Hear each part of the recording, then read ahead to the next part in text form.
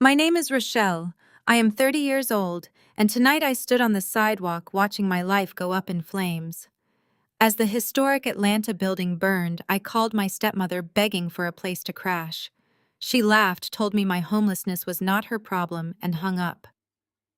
30 minutes later, my arrogant white brother-in-law pulled up in his luxury car, tossed $100 bill at my feet, and reminded everyone he was the family savior.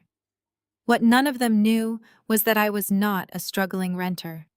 I secretly owned the entire multi-million-dollar block, and the fire investigator was about to hand me the exact piece of evidence I needed to lock my brother-in-law in federal prison. Before I continue this journey, I would love to know where you are watching from today. Let me know in the comments below. Hit like and subscribe if you have ever had to endure the disrespect of toxic relatives while quietly holding the power to destroy them. The heat radiating from the burning brick building was intense. Sirens blared as firefighters hit the second floor with high-pressure hoses. My lungs burned from the smoke I had inhaled escaping my ground-floor apartment. Shivering in the cool night air, wearing nothing but a thin robe, I pulled out my phone. I dialed the sprawling mansion in Buckhead, the home my father shared with my stepmother, Vivian. She answered on the fourth ring with an irritated sigh. "The apartment building is on fire," I said, my voice hoarse. "I lost everything. I just need to sleep on the guest room couch for a few nights." Vivian let out a sharp laugh. "You are 30 years old, Rochelle. Use that useless business degree of yours to book a Motel 6. We are hosting a country club brunch for Preston and his parents tomorrow morning. I am not having you drag your smoky self through my pristine foyer and ruin our aesthetic." I squeezed my eyes shut. "My father is right there. Let me talk to him. Your father is asleep." Vivian scoffed. "I told Clarence it was a mistake letting you pretend to be an independent career woman. You should have married someone rich and stable like your stepsister Jasmine did. But you always wanted to do things the hard way. That is not our problem. You should have been more careful." The line went completely dead in my ear. She hung up on me while I stood freezing in front of a raging inferno. It was the same cold dismissal I had faced my entire life. Vivian only cared about the black elite society of Atlanta. My presence had always been an inconvenient stain on her perfect canvas. Just as I put my phone away, a high-performance engine cut through the noise of the emergency vehicles. A sleek silver Porsche rolled up to the police barricade. Out stepped Preston, my golden child stepsister's husband. He was a white commercial real estate developer who loved playing the wealthy savior to my family, buying their loyalty while treating me like a charity case. He strode past the caution tape wearing a tailored suit. He stopped just a few feet away from me, pulling a silk handkerchief from his tailored pocket to cover his nose against the thick smoke. "Look at this mess," he said with a condescending smirk. "I got an alert from the zoning board about a major fire. Figured it was your cheap building. You drove all the way down here at midnight just to gloat at my misery." He reached into his pocket, pulled out a crisp $100 bill and tossed it. The money fluttered down into a puddle of ash-filled water at my feet. "Go get a coffee, Ro. I told Clarence it was a huge mistake co-signing a lease for you. You simply do not have the financial literacy to survive out here." I stared at the wet bill. My father had not co-signed anything for me in 10 years, but Preston loved maintaining the illusion that I was financially dependent. He loved making sure everyone thought he was the successful genius, while I was just the struggling scapegoat. "This neighborhood is not declining," I said smoothly. "It is historical." Preston laughed a sharp, arrogant sound. "It is a pile of bricks. People like me are going to sweep through here, clear out this garbage, and build luxury condos. In fact, you should be thanking whoever lit the match. They did the city a massive favor." Before I could respond, a tall, imposing man in a heavy fire department jacket approached us. It was lead arson investigator Washington. He looked between me and Preston with sharp, calculating eyes. "Miss Dubois," the investigator said, his deep voice carrying a tone of absolute authority. "I need you to step away from the civilian. We need to have a private conversation." Preston rolled his eyes, adjusting his expensive watch. "Do not keep her too long, officer. She clearly needs to find a homeless shelter before they fill up." I turned my back on Preston and followed Investigator Washington toward the side of the fire truck. The investigator stopped and pulled a heavy-duty plastic evidence bag from his deep pocket. "Do you know who entered your apartment last week, Miss Dubois?" he asked quietly. "The fire originated in your living room. We found some items at the scene near the primary ignition point." He held up the bag under the street lamp. Inside, partially blackened by the intense heat, but completely unmistakable, was a heavy silver cufflink studded with a large square-cut sapphire. It was custom engraved with an intricate looping letter P. A cold chill raced down my spine, freezing the blood in my veins despite the raging heat of the fire behind me. It was Preston's custom cufflink, the same cufflink he was wearing at the country club just 3 days ago. I looked back over my shoulder. Preston was leaning against his Porsche, texting on his phone with that familiar, arrogant smirk on his face. He thought he had just burned a poor renter out of her home. He had no idea he had just handed the owner of the building the key to his complete destruction. I shoved the heavy plastic evidence bag deep into the pocket of my borrowed coat before Preston could turn around. Investigator Washington gave me a single understanding nod and walked back toward the fire engines. I stood in the wet ash for another hour, watching my apartment turn into a charred skeleton before walking to a $20 a night motel down the street. The next afternoon, I pulled my rental car up the long, curving driveway of my father and stepmother's estate in Buckhead. Sunday dinner at the Dubois household was an institution. It was less about family bonding and more of a weekly performance review where Vivian and Clarence measured everyone's worth against their country club peers. I walked through the massive double doors, wearing a cheap sweater and jeans I had bought at a discount store that morning. My hair still carried the faint, acrid scent of smoke. I stepped into the formal dining room, where the crystal chandelier cast a bright, unforgiving light over the perfectly set table. Jasmine was already seated, her perfectly manicured hands resting on the crisp, white tablecloth. She wore a silk dress that cost more than my first car. When I pulled out the chair across from her, she immediately wrinkled her nose and waved a hand in front of her face. "Rochelle, you smell like a campfire," she complained loudly enough for the kitchen staff to hear. "Could you not have taken a shower before coming to our parents' home?" "I lost my shower along with the rest of my apartment, Jasmine," I replied, keeping my voice entirely flat. "I am wearing the only clothes I own." Vivian walked into the room carrying a silver platter of roasted vegetables. She set it down with a sharp clink and glared at my outfit. "Jasmine is right, Rochelle. We have standards in this house. You look like a charity case, and frankly, it is embarrassing. Preston will be joining us any minute, and I will not have you looking like a vagrant at my dining table." Before I could respond, Preston strolled into the room, looking as polished and arrogant as he had the night before. He took his seat next to Jasmine, kissing her cheek, before turning his pale blue eyes on me. His expression shifted into a mask of deep faux concern. "Rochelle," he began, resting his elbows on the table, "I have been thinking about your unfortunate situation all morning. I know you are in a tight spot. That building is a total loss, and knowing how these cheap landlords operate, they will probably try to sue you for negligence. They will claim you left a stove on or a candle burning just to cover their own insurance liabilities. You are going to be drowning in legal fees by Tuesday." I stared at him, taking in the sheer audacity of the man. The cufflink sitting safely in my motel room safe proved he knew exactly how that fire started. Yet here he was playing the concerned brother-in-law. "What exactly are you suggesting, Preston?" I asked, cutting a piece of chicken I had no appetite for. He smiled the kind of smile a shark gives before taking a bite. "I want to help you row. My development firm handles distressed properties all the time.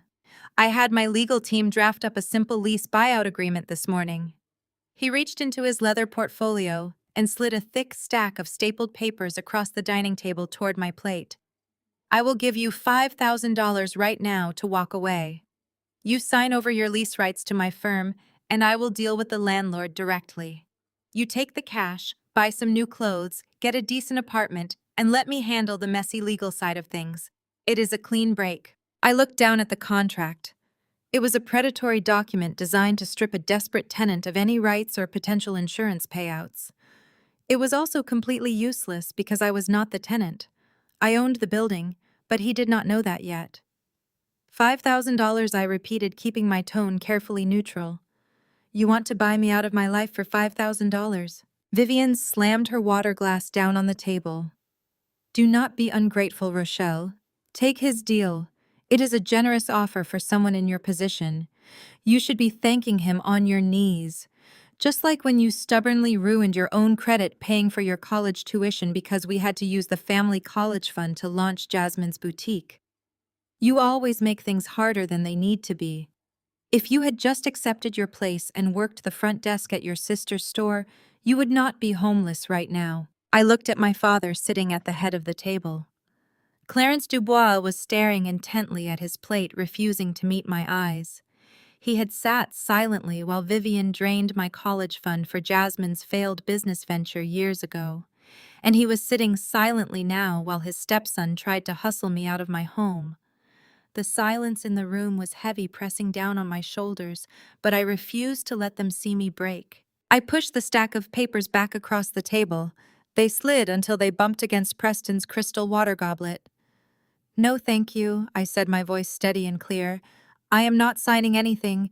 I will handle the landlord myself. Preston's friendly mask evaporated instantly. His jaw clenched, and the polite smile twisted into an ugly snarl. You are making a massive mistake, Rochelle, he warned, his voice dropping an octave. You do not have the money or the connections to fight a commercial landlord in this city. They will chew you up and spit you out. You will be bankrupt before the end of the month. Take the deal. I said no, Preston. I picked up my napkin and wiped my mouth. I think I will take my chances. The dining room descended into a hostile silence. Jasmine scoffed and rolled her eyes, muttering something about me always being a stubborn loser. Vivian began aggressively lecturing my father about my lack of respect, while Clarence just nodded weakly. But I kept my eyes entirely on Preston. His face was flushed red with anger. He reached into his pocket, pulled out his phone, and began typing furiously under the table. His thumb struck the screen with aggressive, sharp taps. He was angry that his easy manipulation tactic had failed. He was pivoting to his backup plan. 10 seconds later, my own phone vibrated in the pocket of my jeans. I pulled it out, keeping it hidden beneath the edge of the tablecloth. It was a secure, automated alert from the private banking app linked to my secret limited liability company, the LLC, that held the deed to the historic property. The notification read, "Urgent message regarding property acquisition proposal." I opened the secure message. It was a formal commercial real estate bid submitted just moments ago directly to my LLC's registered agent. The bidding entity was Caldwell Development Group, which was Preston's company. The message outlined a hostile cash offer to purchase the entire burned-out city block. The bid amount was exactly $5 million. I looked up from my screen. Preston was staring at me, a smug, victorious glint returning to his pale eyes. He thought he had just bypassed me entirely. He thought he had gone over the head of the stubborn, broke tenant and directly to the wealthy, faceless corporate landlord who owned the dirt beneath my burned apartment. He assumed that whoever owned the LLC would gladly take $5 million for a pile of smoking rubble. He had no idea that the wealthy, faceless corporate landlord he was desperately trying to buy off was sitting right across the dinner table from him, wearing a $20 sweater and eating his mother-in-law's dry roasted chicken. I locked my phone and slipped it back into my pocket, a genuine slow smile spreading across my face for the first time in 24 hours. I was going to let him dig his grave as deep as he wanted before I buried him in it. The glass doors of Caldwell Development Group slid open with a quiet hum, welcoming me into a lobby that smelled of expensive leather and corporate greed. The walls were lined with framed architectural renderings of soulless luxury, high-rises monuments to Preston's ego. I stood at the reception desk, wearing the same borrowed jeans from Sunday dinner, deliberately playing the part of the defeated, desperate sister-in-law. The receptionist, a young blonde woman who looked me up and down with barely concealed distaste, picked up her phone to announce my arrival. While she whispered to Preston's assistant, I reached into my coat pocket. I opened the voice memo app on my phone and hit record. I needed him to feel powerful. I needed him to feel so completely in control that his arrogance would override his caution. When the heavy mahogany doors to his corner office swung open, I arranged my face into a mask of reluctant surrender. Preston was sitting behind a massive desk carved from reclaimed wood, his feet propped up next to a silver coffee carafe. He did not bother to stand when I walked in. He just smiled, steepling his fingers together like a predator watching a trapped mouse. "I knew you would come to your senses, Rochelle," he said, gesturing vaguely to one of the stiff leather chairs opposite his desk. "Have a seat. I assume you brought the signed paperwork from Sunday dinner." I sat down, keeping my hands folded in my lap to hide their shaking. I wanted to tell him I had read the $5 million bid his firm submitted to my secret LLC. I wanted to wipe that smug grin off his face, but the trap needed more bait. "I did not sign them yet," I said, keeping my voice low and hesitant. "I just want to understand why your firm wants that specific block so badly. It is just a burned-out building in a neighborhood you and Vivian constantly make fun of." Preston laughed, dropping his feet from the desk and leaning forward. He took a slow sip of his coffee, savoring the moment. "It is not about the building, Row. It is about the dirt beneath it. That neighborhood has been stagnant for decades. It is totally inefficient. You have all these generational families clinging to crumbling brick facades and historical designations completely blocking any real progress. My wealthy investors are tired of looking at urban decay when they drive into the city. We are going to clean it up." I kept the phone recording safely in my pocket, perfectly capturing his racist predatory development strategy. "Clean it up," I repeated, injecting just enough confusion into my voice to keep him talking. "You mean you want to tear down a historic African-American business district just to build what? More overpriced coffee shops and luxury lofts nobody from the community can afford." Preston rolled his eyes, clearly annoyed by my lack of corporate vision. "That is exactly what I mean. The community does not pay city taxes the way Caldwell Development does. We bring civilization and wealth to places that have forgotten how to thrive. Look at the people who lived in your building. Struggling artists, independent bakers, you. None of you contribute to the bottom line of this city. By buying up that entire block for pennies on the dollar, I can bulldoze the history and replace it with high-yield commercial retail. It is called urban renewal. You should really try reading a book on it sometime instead of complaining about losing your cheap apartment." I squeezed my hands together so tightly, my fingernails dug into my palms. He was talking about erasing my community, erasing the legacy of the neighborhood, and he was doing it with a cold smile. "But you do not own the block yet," I reminded him softly. "The landlord could rebuild. The insurance money will easily cover the fire damage." Preston let out a sharp, barking laugh that echoed off his pristine glass walls. "Insurance. Landlords. You really are so naive, Rochelle. People in your position always think someone is going to come save them, just like your father did." He stood up, walking around the desk to lean against the front of it, towering over me. "Let me remind you of how things work in the real world. 5 years ago, Clarence came crying to me because his supply business was going under. He was about to lose everything. I bailed him out.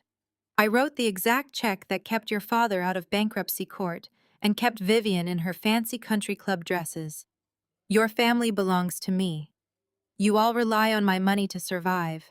I own your father's loyalty. I own your sister's lifestyle. And right now, I am offering to own your massive housing problem. If you walk out of here without taking my $5,000, you will be sleeping on the cold streets, and your father will not lift a single finger to stop it." I looked up at him, my heart hammering wildly against my ribs. "You cannot be sure the landlord will sell to you. The fire was an accident. The insurance will pay out." Preston smirked, leaning down until his face was inches from mine. He lowered his voice to a dark conspiratorial whisper. "There is no insurance payout, Roe. The claim was already denied early this morning due to suspected tenant negligence. They think you carelessly left something burning, The owner of that LLC is going to be desperate to sell to me by tomorrow. The blood drained from my face completely. I had not even filed the official insurance claim for the building yet. There was no possible way an insurance company could have denied a claim that did not exist in their system unless a powerful developer had called in a massive favor to sabotage the investigation before it began. I stood up slowly, my phone safely recording every damning word in my pocket. I did not just have proof of his arson now. I had him on tape admitting to a federal insurance crime. I smiled back at him, allowing him to believe he had completely crushed my spirit. Let him enjoy his false victory today, because tomorrow I would tear his entire empire down brick by arrogant brick. I walked out of Preston's corporate lobby with my phone burning a hole in my pocket. The recording of his arrogant voice was everything I needed, but the hits just kept coming. My phone buzzed with an email from Investigator Washington. He had pulled the insurance file Preston manipulated. Attached was a character reference letter submitted to the insurance board. The signature at the bottom made my blood run cold. It was my father. The drive to Buckhead took 45 minutes in heavy afternoon traffic, but I barely registered the cars around me. My mind was entirely consumed by the attachment glowing on my screen. Washington had forwarded me the official tenant evaluation Preston used to rush the denial of my fire claim. But Preston had not acted alone. There, at the bottom of a sworn statement calling me financially unstable and prone to careless, destructive behavior, was Clarence Dubois' signature. My own father had signed a legal document declaring me a liability just to help his golden son-in-law steal my home. I pulled my rental car into the circular driveway of the massive estate my father shared with Vivian. The house was a monument to their obsession with image featuring tall white pillars, perfectly manicured hedges, and a pair of luxury cars parked out front. I marched up the brick steps and pushed the heavy oak door open without knocking. The house was quiet. I knew exactly where to find him. Clarence always spent his Thursday afternoons hiding in his mahogany-paneled study, pretending to review corporate portfolios for the business Preston essentially controlled now. I pushed the double doors open. My father was sitting in his oversized leather chair swirling a glass of expensive scotch. He looked up in surprise, his graying eyebrows pulling together in a scowl when he saw my cheap borrowed clothes. "Rochelle, what are you doing barging in here like this? Your stepmother is hosting a charity committee meeting in the sunroom in an hour. You cannot be seen looking like this." I did not say a word. I just walked straight up to his massive desk, pulled the folded printout of his sworn statement from my pocket, and slammed it down onto the polished wood. "I want you to look me in the eye and explain why you told an arson investigator that I burn my own homes down." Clarence glanced down at the paper. He did not flinch. He did not look guilty. He simply took another slow sip of his scotch and leaned back in his chair. "I told them the truth, Rochelle. You are 30 years old and completely financially unstable. You refuse to accept help. You bounce from cheap apartment to cheap apartment, playing the independent woman while the rest of us actually build a legacy. Preston simply asked me to verify your history of carelessness so his firm could step in and clean up the mess you made." "The mess I made?" I repeated, my voice shaking with pure rage.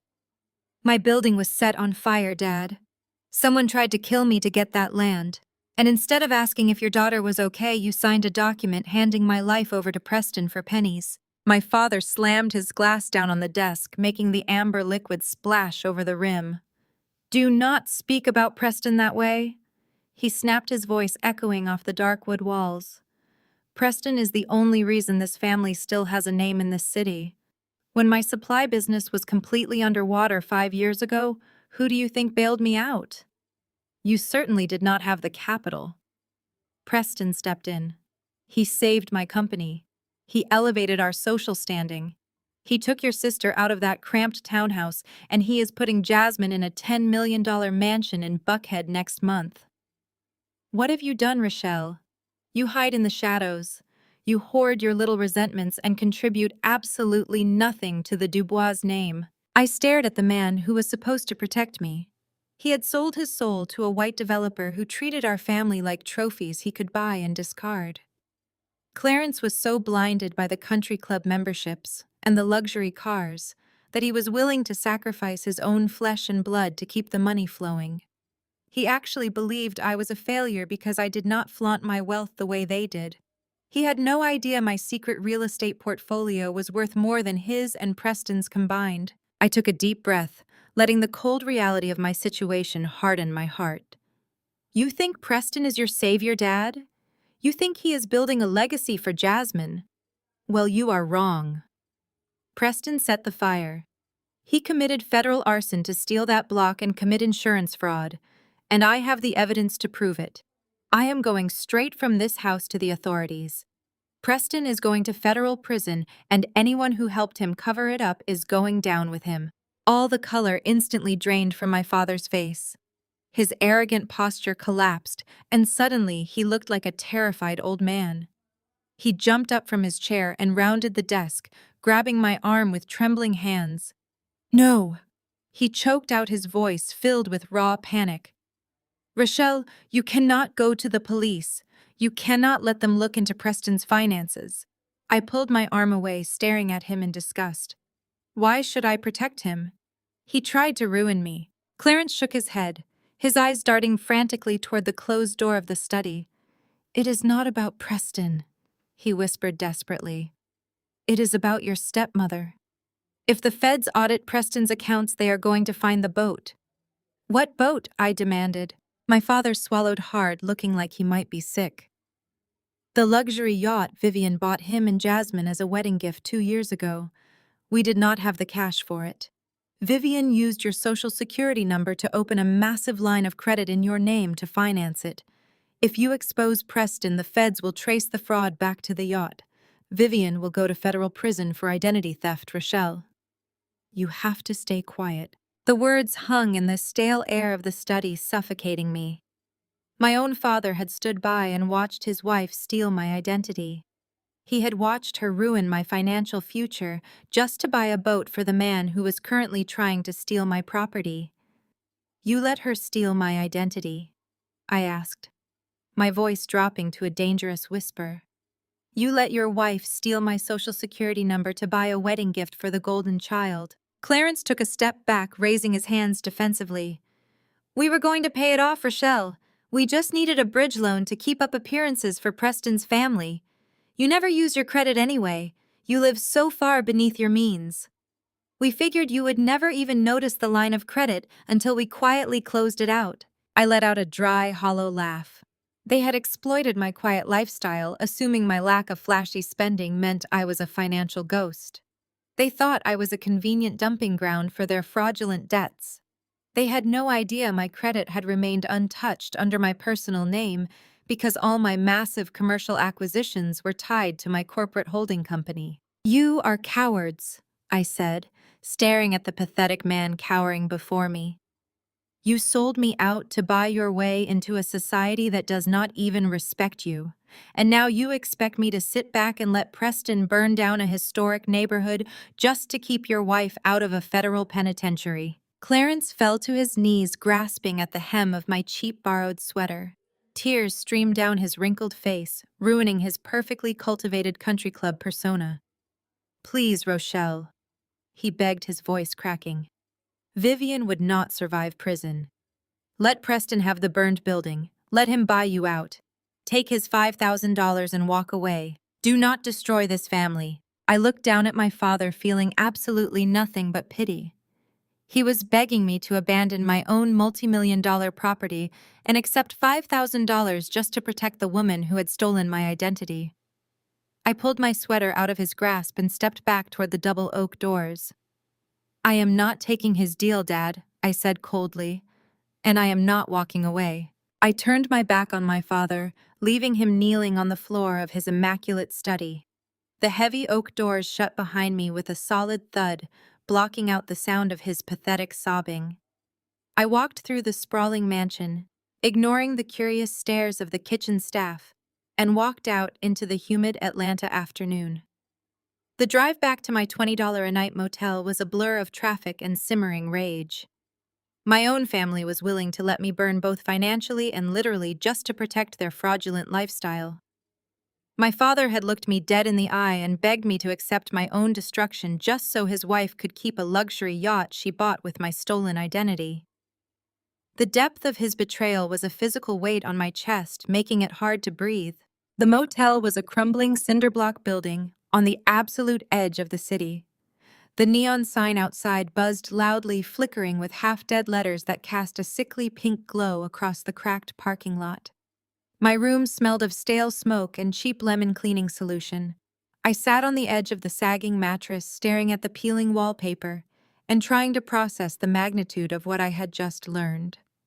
I had the recording of Preston confessing to his predatory development scheme, and I knew about the illegal line of credit Vivian opened in my name. I had all the ammunition I needed to tear their false empire to the ground. But before I could figure out my next strategic move, a sharp, impatient knock rattled the thin wooden door of my room. I stood up and looked through the scratched peephole, my stomach twisted into a tight, angry knot. Standing on the concrete walkway, looking utterly out of place in her designer heels and oversized sunglasses, was my stepsister, Jasmine. She was holding a thick, cream-colored envelope and tapping her foot with aggressive impatience. I unlocked the deadbolt and pulled the door open. Jasmine immediately covered her nose with her manicured hand, her face twisting in pure disgust as she looked past me into the dingy, cramped room. "What do you want, Jasmine?" I asked, firmly blocking the doorway with my body. She pushed past me anyway, her expensive floral perfume completely overpowering the smell of the cheap cleaning supplies. She stood in the center of the room, acting like the carpet might infect her with some terrible disease. "I came to do my duty as your sister, Rochelle," she said, flipping her sunglasses up onto her perfectly styled hair. She shoved the thick cream-colored envelope hard against my chest. I took it out of reflex. The paper was heavy imported cardstock embossed with real gold foil and wrapped in a silk ribbon. It was an invitation to her upcoming baby shower. The elegant calligraphy proudly announced it was set to be held at the most exclusive botanical garden venue in the entire state. "You expect me to go to a luxury baby shower when I just lost my home and everything I own?" I asked, dropping the ridiculous invitation onto the rickety nightstand. Jasmine let out a sharp, patronizing laugh that echoed in the small room. "Of course not, Rochelle. Look at you. You are a complete mess, and I cannot have you ruining the flawless aesthetic of my special day with your depressing poverty act. The photographer would not know what to do with you. I just brought the invitation to show you what you are missing out on and to ask for your contribution to the event." "My contribution?" I repeated, staring at her in absolute disbelief.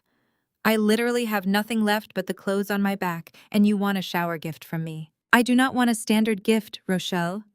I want the car," she demanded, crossing her arms over her chest. "The vintage Mustang Grandma left you. It has just been sitting in that rented storage unit gathering dust for 3 years while you ride the bus. My shower budget is running a little tight because Preston tied up all our liquid cash in his massive new real estate acquisition. I need you to sign the title of the Mustang over to me today so I can sell it to a private collector.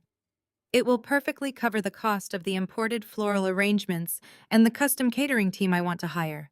"You want me to sell Grandma's car to pay for your party flowers?" I asked, my voice rising with raw anger. "That car is the only thing I have left of her. You know exactly how much that vehicle means to me. It holds all our best memories." Jasmine rolled her eyes, her face hardening into a cruel sneer. "You always hoarded Grandma's things because she actually liked you. Give it up, Ro. She only favored you because she felt sorry for the pathetic little outcast of the family. You are never going to drive that car anyway, so do something useful for once in your miserable life and sign it over to someone who actually matters." I stepped much closer to her, refusing to let her bullying tactics work on me ever again. "I am not signing anything over to you, Jasmine. Preston has plenty of money. Go ask him to fund your floral arrangements. He seems perfectly capable of writing massive checks to make his problems disappear." Jasmine flushed a deep, angry red.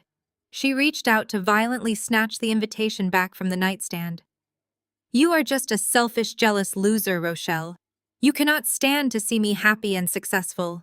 As she aggressively pulled the thick envelope off the table, her elbow caught the strap of her oversized designer bag. The bag tipped over, spilling its expensive contents across the stained motel carpet. A gold compact, a tube of high-end lipstick, a leather wallet, and a small, cheap black plastic phone clattered onto the floor. It was not her sleek platinum smartphone that she usually flaunted. It was a thick, chunky burner phone. The exact kind of device people buy with cash when they absolutely do not want their conversations traced by the authorities. The cheap plastic phone landed face up right by the toe of my shoe. Before Jasmine could bend down to grab it, the screen lit up with a bright blue glow. A new text message notification appeared on the lock screen, illuminating the dark room. The sender was simply saved as a single initial P. The preview of the message was clearly visible in bold black letters. The arson inspector is asking questions. Keep your mouth shut about Tuesday night. My breath caught sharply in my throat. Tuesday night was the exact night my apartment building went up in flames. The night I lost everything. I stared at the glowing screen, then looked slowly up at my stepsister. Jasmine was completely frozen, her eyes wide with sheer unadulterated panic as she stared at the burner phone near my foot. She lunged forward, grabbing the phone with trembling hands and shoving it deep into her bag. She did not say another word. She did not make another demand for the car. She just turned and practically ran out the door, tripping over her own expensive heels in her absolute desperation to escape my gaze. I stood alone in the dingy motel room, listening to her sports car screech out of the parking lot. The pieces of the puzzle slammed together in my mind with terrifying clarity. Preston had not acted alone in this crime. He did not just bribe an insurance agent or start a fire in the dark by himself. His own wife, my pregnant stepsister, was actively helping him cover his tracks. Jasmine was an accomplice to the arson that nearly killed me and left dozens of innocent people homeless. They had conspired together to burn down my life.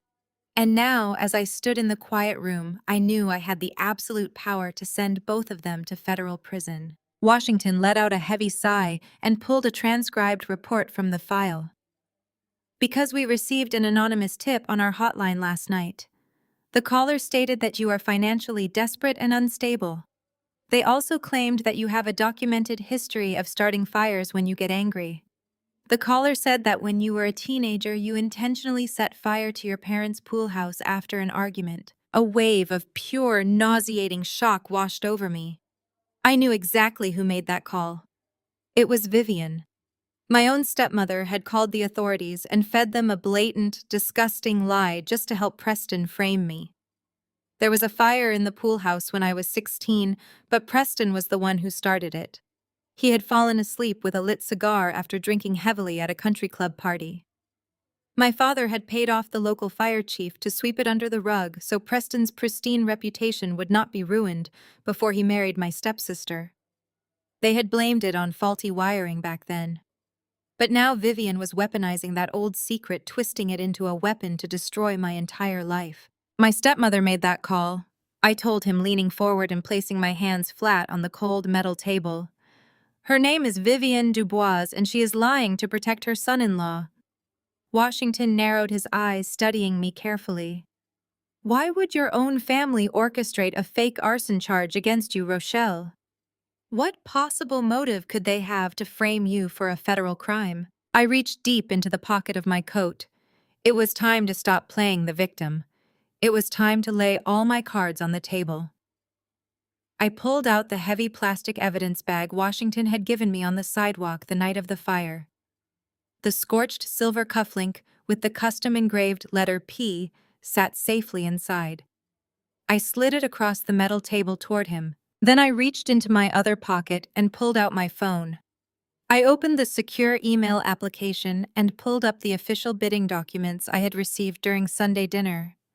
I turned the screen around so Washington could read it clearly. They are framing me because I am not just the tenant of that ground-floor apartment. I explained, my voice echoing with quiet, absolute certainty.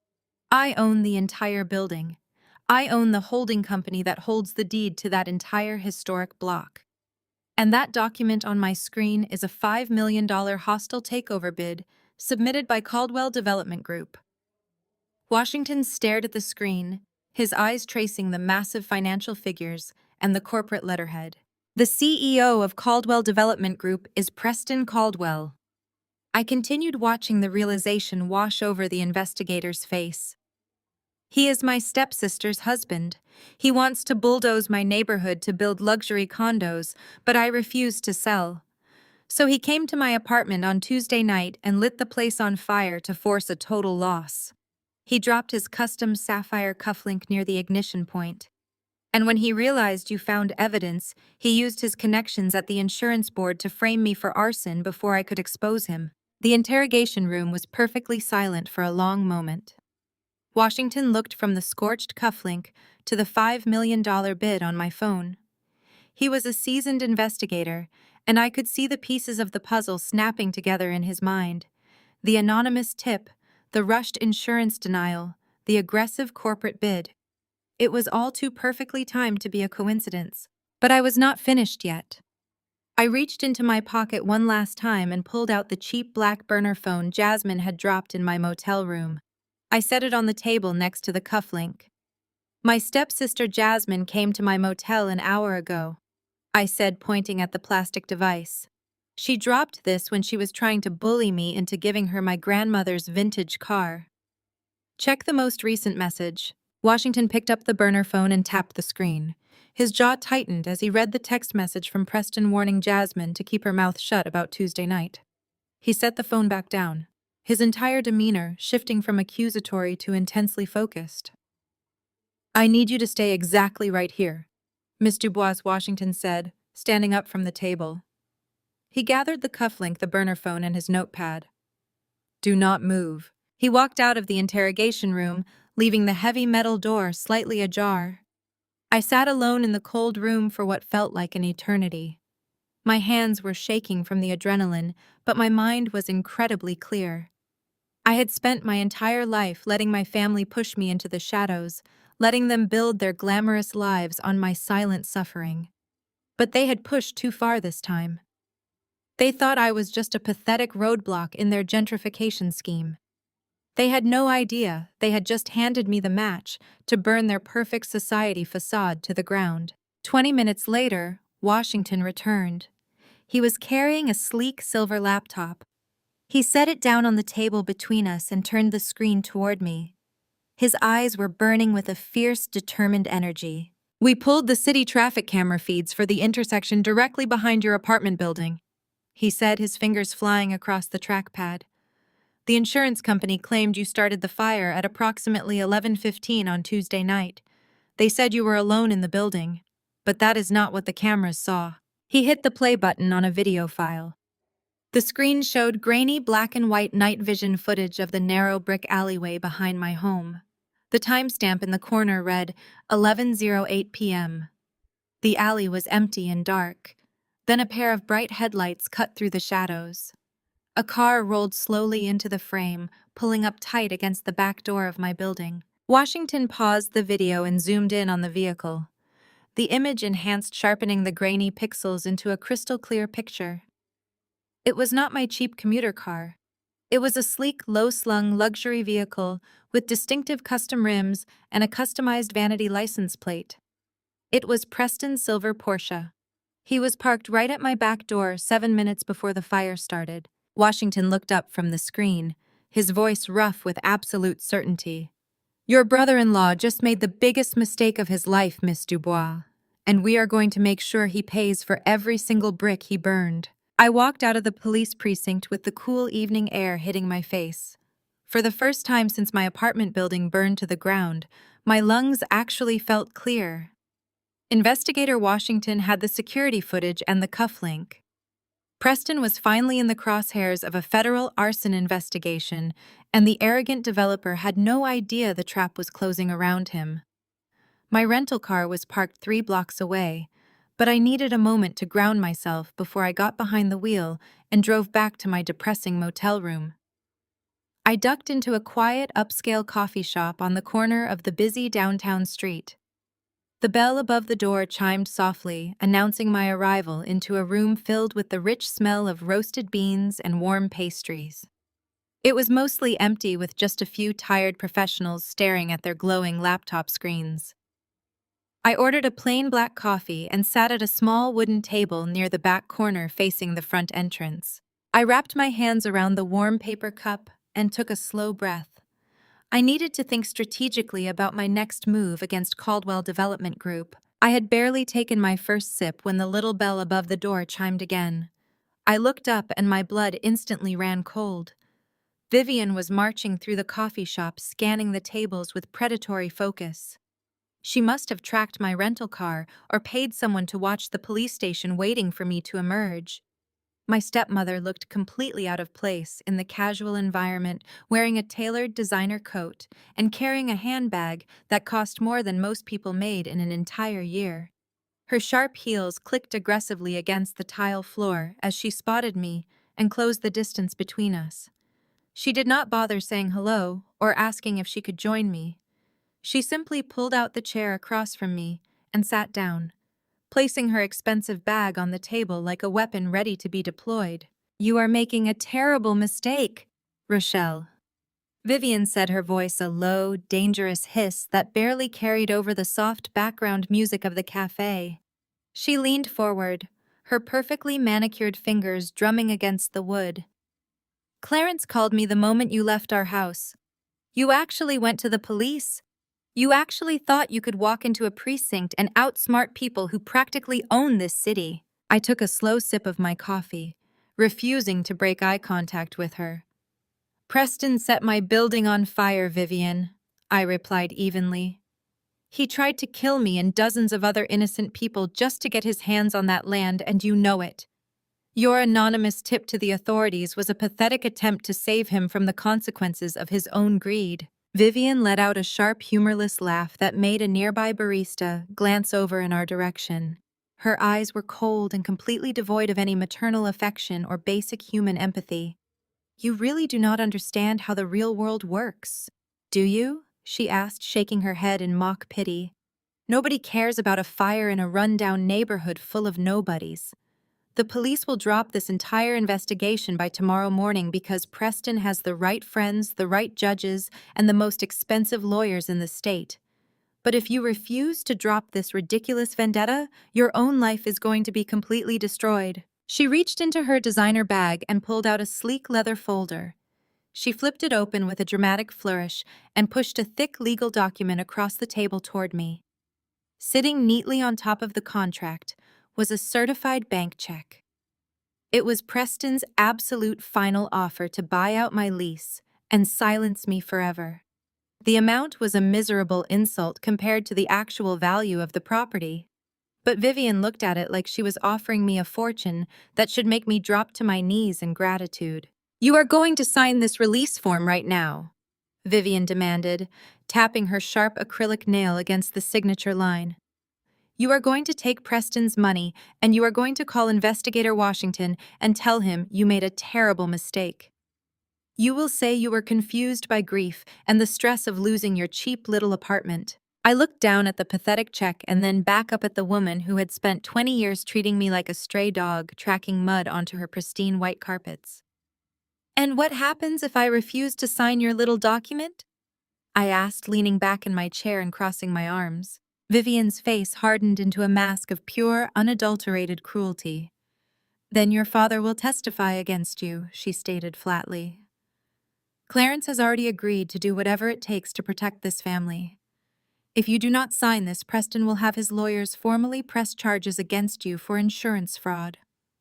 And Clarence will stand up in a federal courtroom under oath and swear that you confessed to starting the fire yourself.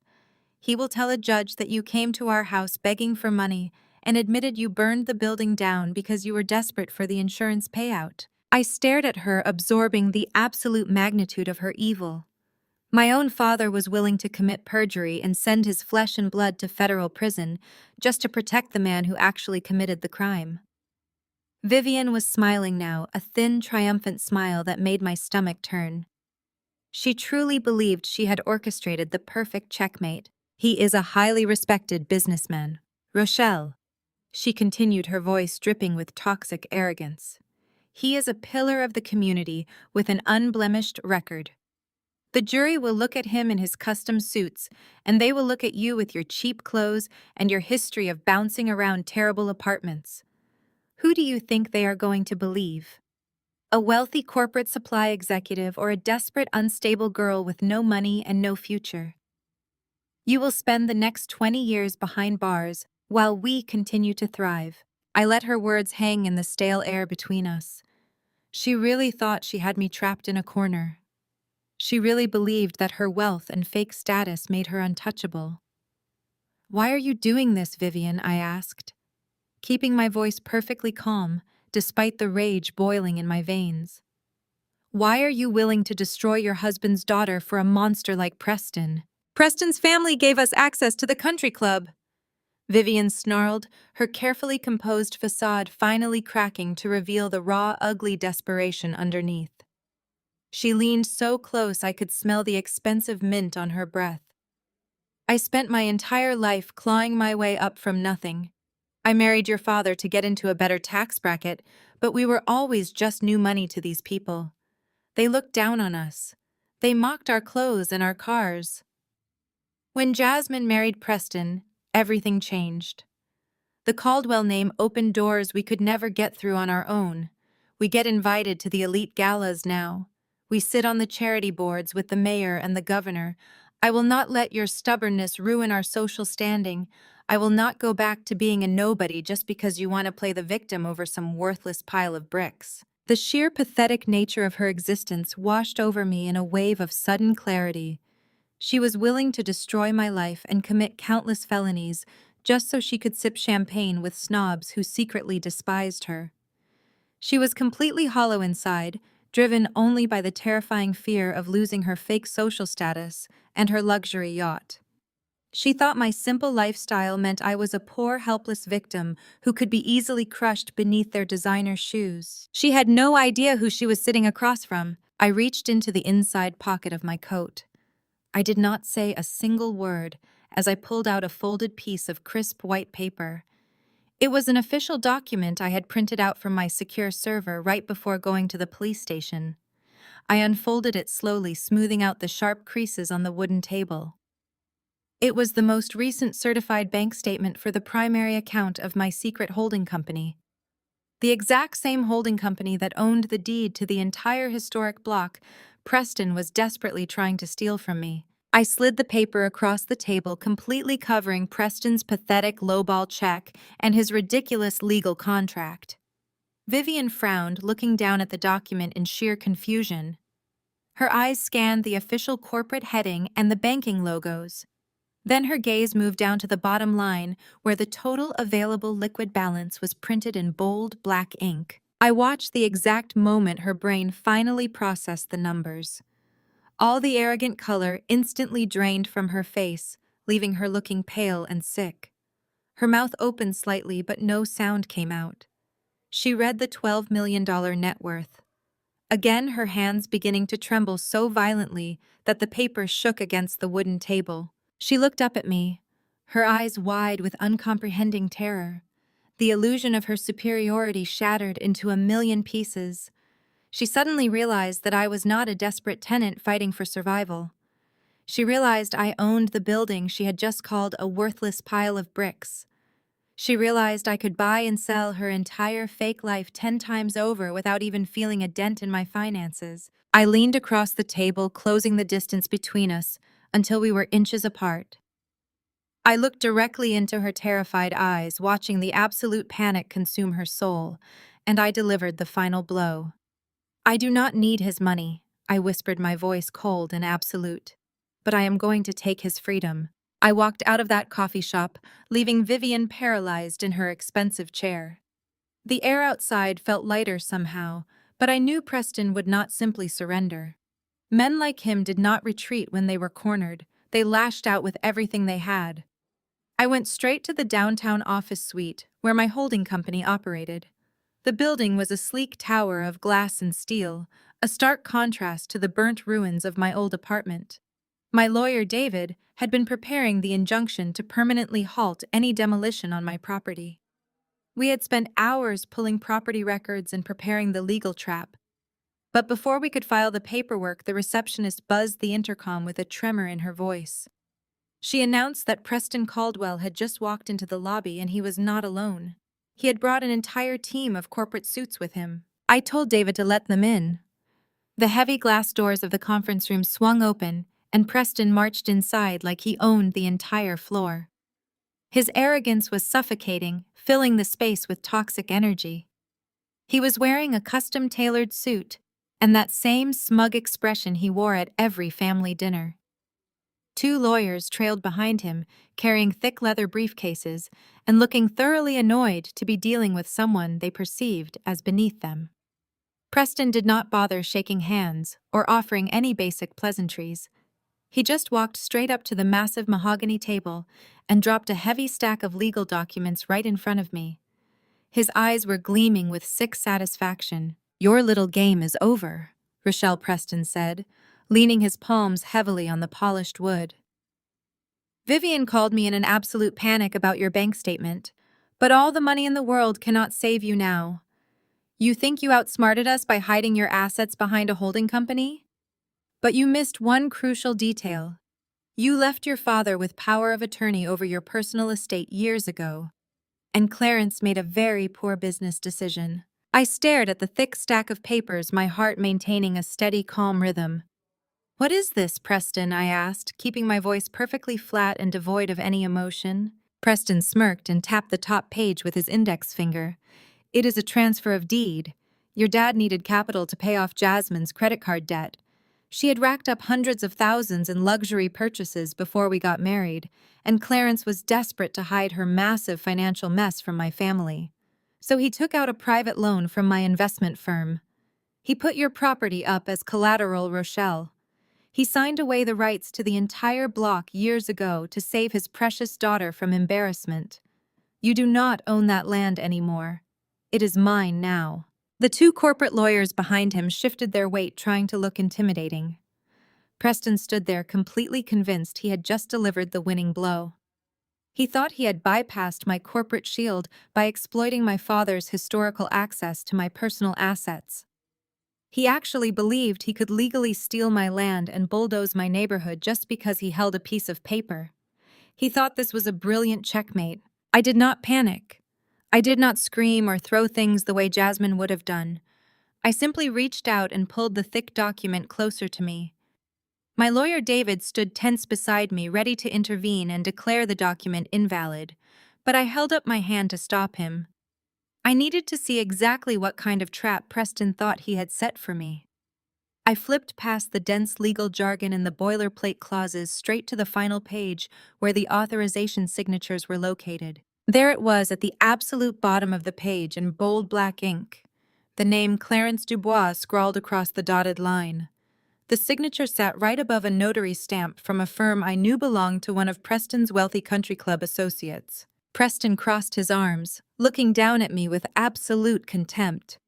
"Read it and weep, Rochelle," he sneered, his voice echoing in the large room. "Your own father sold your future to pay for his daughter's shopping habits. The eviction notice is being processed as we speak. You have 24 hours to clear out whatever garbage you have left in that storage unit before my bulldozers level the entire block." I stared down at the signature. I studied the sharp slant of the letter C and the heavy aggressive loop on the letter D. I had worked alongside my father in his supply business for years before Preston pushed me out of the picture. I had seen Clarence sign thousands of invoices, checks, and delivery manifests. My father's handwriting was incredibly messy and hurried. It always leaned to the left, and he consistently forgot to cross his letters properly. His signature was a chaotic scribble of a man who was always rushing to his next meeting. The signature on this transfer deed was entirely different. It leaned sharply to the right. The letters were perfectly formed with a distinctive rigid flourish at the very end. It was a signature I recognized immediately because I had seen it on countless birthday cards and passive-aggressive holiday notes left on my kitchen counter. I slowly looked up from the document and met Preston's triumphant gaze. I felt a cold, hard smile spread across my face. You really should have checked your wives' work before you brought this into a room full of lawyers. Preston, I said softly. Preston's smirk faltered for a fraction of a second. His eyes darted to the paper and then back to my face. What are you talking about? He demanded, his voice losing a noticeable amount of its arrogant edge. That is Clarence's signature. The notary verified it. This is not my father's signature, I stated, tapping the dark ink with my finger. My father is a coward, but he is left-handed. This signature was written by someone who is strictly right-handed, someone who presses entirely too hard on the pen, someone whose handwriting matches the exact same sloped cursive on the fake character reference letter you submitted to the insurance board. The air in the conference room seemed to instantly evaporate. Preston's two corporate lawyers suddenly looked very uncomfortable, exchanging nervous glances behind their boss's back. They knew the severe implications of presenting falsified documents in a corporate dispute. I slid the document back across the table toward him. Vivian forged this, I said, letting the reality of the massive crime hang in the quiet room. My stepmother forged my father's signature to cover up Jasmine's debt and keep the money flowing. And you knew it. You accepted a forged deed transfer because you thought I was too stupid and too poor to ever challenge it in court. You knowingly brought fraudulent documents across state lines to commit extortion. All the blood drained from Preston's face, leaving him looking like an absolute ghost in his expensive tailored suit. His hands dropped to his sides, and for the first time since I had known him, he was completely speechless. He knew I had caught him. He knew the notary was fake and bought off. He knew Vivian had signed the paper in a desperate bid to hide Jasmine's financial ruin before their lavish wedding. My lawyer David finally stepped forward, pulling a sleek digital voice recorder from his pocket and placing it firmly on the table.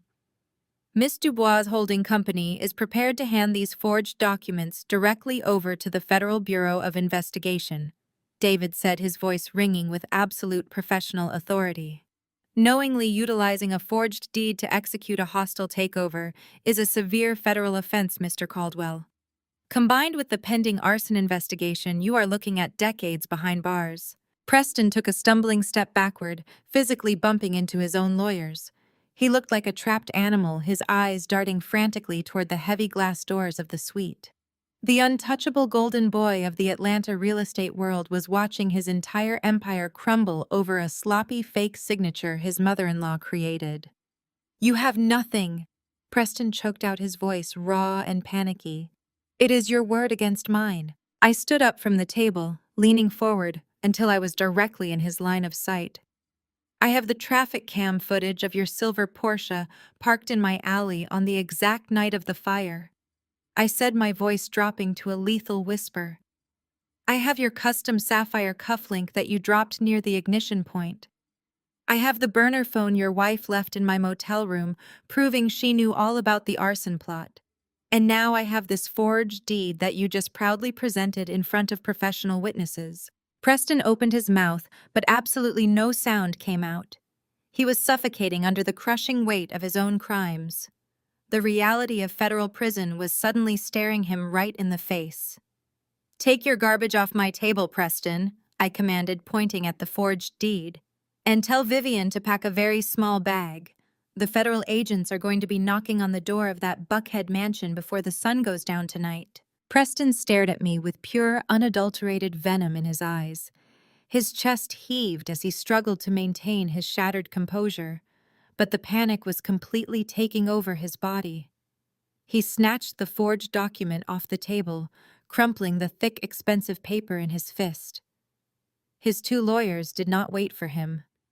They turned and walked out of the conference room as fast as they could, distancing themselves from a client who had just admitted to a massive felony in front of opposing counsel. Preston was left standing alone, entirely abandoned by his own legal team. You think you can destroy me, Rochelle? He practically growled, his face twisting into an ugly mask of pure desperation. My family built this city. We sit on the board of every major bank. No judge is going to let a nobody like you take down the Caldwell empire. They will not have a choice, I replied, keeping my posture completely relaxed and confident. Because you are not just a wealthy developer anymore, Preston. You are a desperate arsonist and a fraud. You burned down a historic building and tried to steal millions in insurance money. You exploited my father's weakness and let your wife become an accomplice to your violent crimes. Your family name cannot save you from the federal penitentiary. He took another shaky step backward, clutching the crumpled paper like it was his last remaining shield against the truth. He looked incredibly small and pathetic, stripped of his immense arrogance and his false power. He turned and fled the room, running through the corporate lobby without looking back. I watched him go, knowing that the timer on his freedom was rapidly ticking down to zero, and my vengeance was finally complete. I left Vivian sitting completely paralyzed in the middle of the upscale coffee shop. The sight of my stepmother staring blankly at the $12 million bank statement was burned perfectly into my memory. The cool afternoon breeze washed over me as I pushed through the heavy glass doors and stepped back onto the busy Atlanta sidewalk. For the very first time in my entire life, I felt like I was finally breathing clean air. I had spent 30 years hiding my true potential and letting my toxic family treat me like absolute garbage just to keep the peace. But the peace was officially broken now, and I was completely ready for war. I walked briskly to my rental car and drove straight toward the downtown business district, where my legal team maintained their corporate suite. I needed to finalize the federal injunction with my primary attorney, David, before Preston could attempt any more desperate maneuvers. The corporate law office was a sleek fortress of polished marble and frosted glass. I stepped out of the private elevator and walked through the quiet reception area, expecting to find David waiting with the final paperwork. Instead, I found the entire lobby filled with a suffocating atmosphere of hostility. Standing directly in the center of the reception area, surrounded by three aggressive-looking corporate lawyers, was Preston. He was wearing a custom-tailored charcoal suit and a smug, arrogant smile that made my stomach churn with instant disgust. He had realized that his intimidation tactics through Vivian had completely failed, and now he was bringing his own heavy artillery to force a hostile takeover. Well, well, well, look who finally decided to show up, Preston said, his voice carrying a loud, obnoxious echo across the marble floor. My lawyer David was standing near the conference room door, looking incredibly tense but maintaining his professional composure. I did not break eye contact with Preston as I walked calmly across the lobby and stood directly in front of him. You are trespassing on private corporate property, Preston, I stated, keeping my voice perfectly flat and devoid of any emotion. You need to take your team of overpaid suits and leave before I have security escort you out of the building. Preston let out a sharp, patronizing laugh and adjusted the expensive silk tie at his collar. I am not going anywhere, Rochelle, he sneered, taking a deliberate step closer to try and intimidate me with his height. You really thought you were so incredibly clever, hiding your little real estate investments behind an anonymous holding company? Vivian called me sobbing from the coffee shop about your secret bank accounts. You thought you had me completely cornered with your arson theories and your fake outrage? But you forgot who actually runs the business in this family. You forgot that your pathetic father gave me unlimited access to his financial portfolios years ago when he begged me to save his failing supply company. Preston signaled to the lead lawyer standing behind him. The man opened a thick leather briefcase and produced a heavy stack of legal documents bound in a thick blue folder. Preston snatched the folder and slammed it down onto the glass reception desk with a loud, violent smack. You see, Rochelle, your father made a very poor business decision a few years back. Preston explained, his eyes gleaming with sick, triumphant joy. Right before Jasmine and I got married, your precious stepsister managed to rack up hundreds of thousands of dollars in massive credit card debt, buying designer clothes and luxury vacations she could not afford. Clarence was absolutely terrified that my wealthy family would find out about her financial ruin and cancel the wedding. So he came crawling to my investment firm, begging for a private bridge loan to quietly pay off her massive debts. I stared at the blue folder, feeling a cold knot forming tight in the pit of my stomach. And what does Jasmine's ridiculous debt have to do with my holding company? I demanded, crossing my arms tightly over my chest. Preston leaned against the glass desk, looking at me with pure, unadulterated malice. Your dad needed capital desperately, Rochelle. He grinned, showing all his teeth. And since you were living like a poor, starving artist in that cheap little apartment, he assumed you would never notice what he did behind your back. He used his historical power of attorney over your personal estate to put your property up as absolute collateral for the loan. He signed away the entire legal rights to that historic block just to save his golden daughter from a little public embarrassment. You do not own that land anymore, Rochelle. He defaulted on the payments months ago. The property legally belongs to my development firm now. The three corporate lawyers shifted their weight, looking down at me with absolute contempt. Preston stood there looking like a king who had just conquered an entire country. He truly believed he had orchestrated the most brilliant legal checkmate in history. He thought he had successfully bypassed the arson investigation and the insurance fraud by simply claiming he already owned the building before he burned it down. He thought the power of his massive wealth and his corrupt legal team would instantly force me to surrender and walk away with absolutely nothing. He expected me to scream or cry or drop to my knees in utter despair. I did not panic. I did not let a single trace of fear show on my face. I simply reached out and pulled the heavy blue folder across the glass desk toward me. David took a step forward, ready to intervene and demand that the documents be authenticated, but I raised my hand to stop him. I needed to see exactly what kind of trap Preston thought he had set for me. I flipped past the dense pages of legal jargon, the complex financial terms, and the aggressive transfer clauses. I turned straight to the absolute final page of the contract where the notarized authorization signatures were located. There it was at the very bottom of the thick parchment paper in bold, dark ink. The name Clarence Dubois was scrawled across the designated dotted line right above a prominent corporate notary stamp. I stared down at the signature, my eyes tracing every single loop and curve of the letters.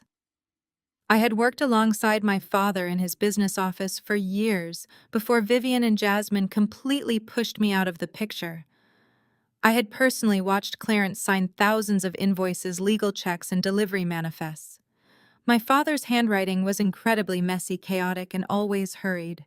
He was strictly left-handed, causing his letters to lean heavily to the left side, and he consistently forgot to cross his letters properly. His signature was the frantic scribble of a man who was always rushing away to his next social meeting. The signature on this official transfer deed was completely and entirely different.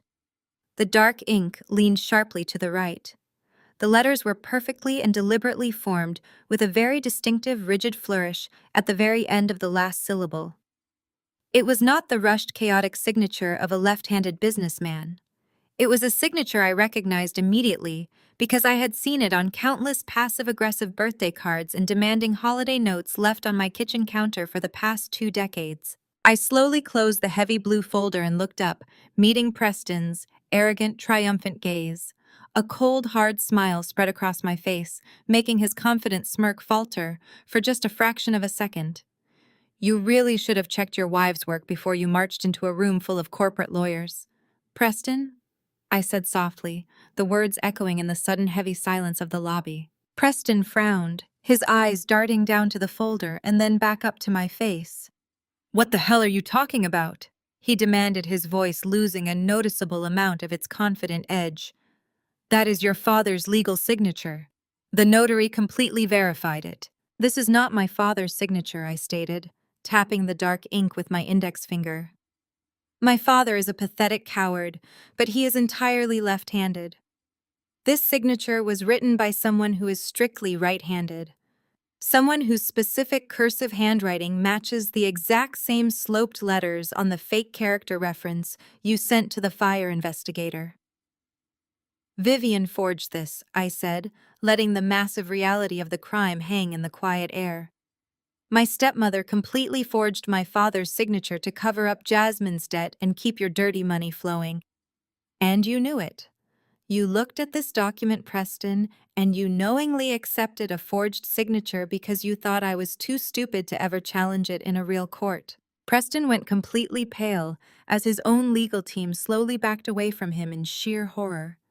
He had just marched into my office and handed me the exact evidence I needed to destroy him entirely. The adrenaline from my victory with the Federal Historical Preservation Committee carried me all the way back to the cheap motel where I had been staying since the fire.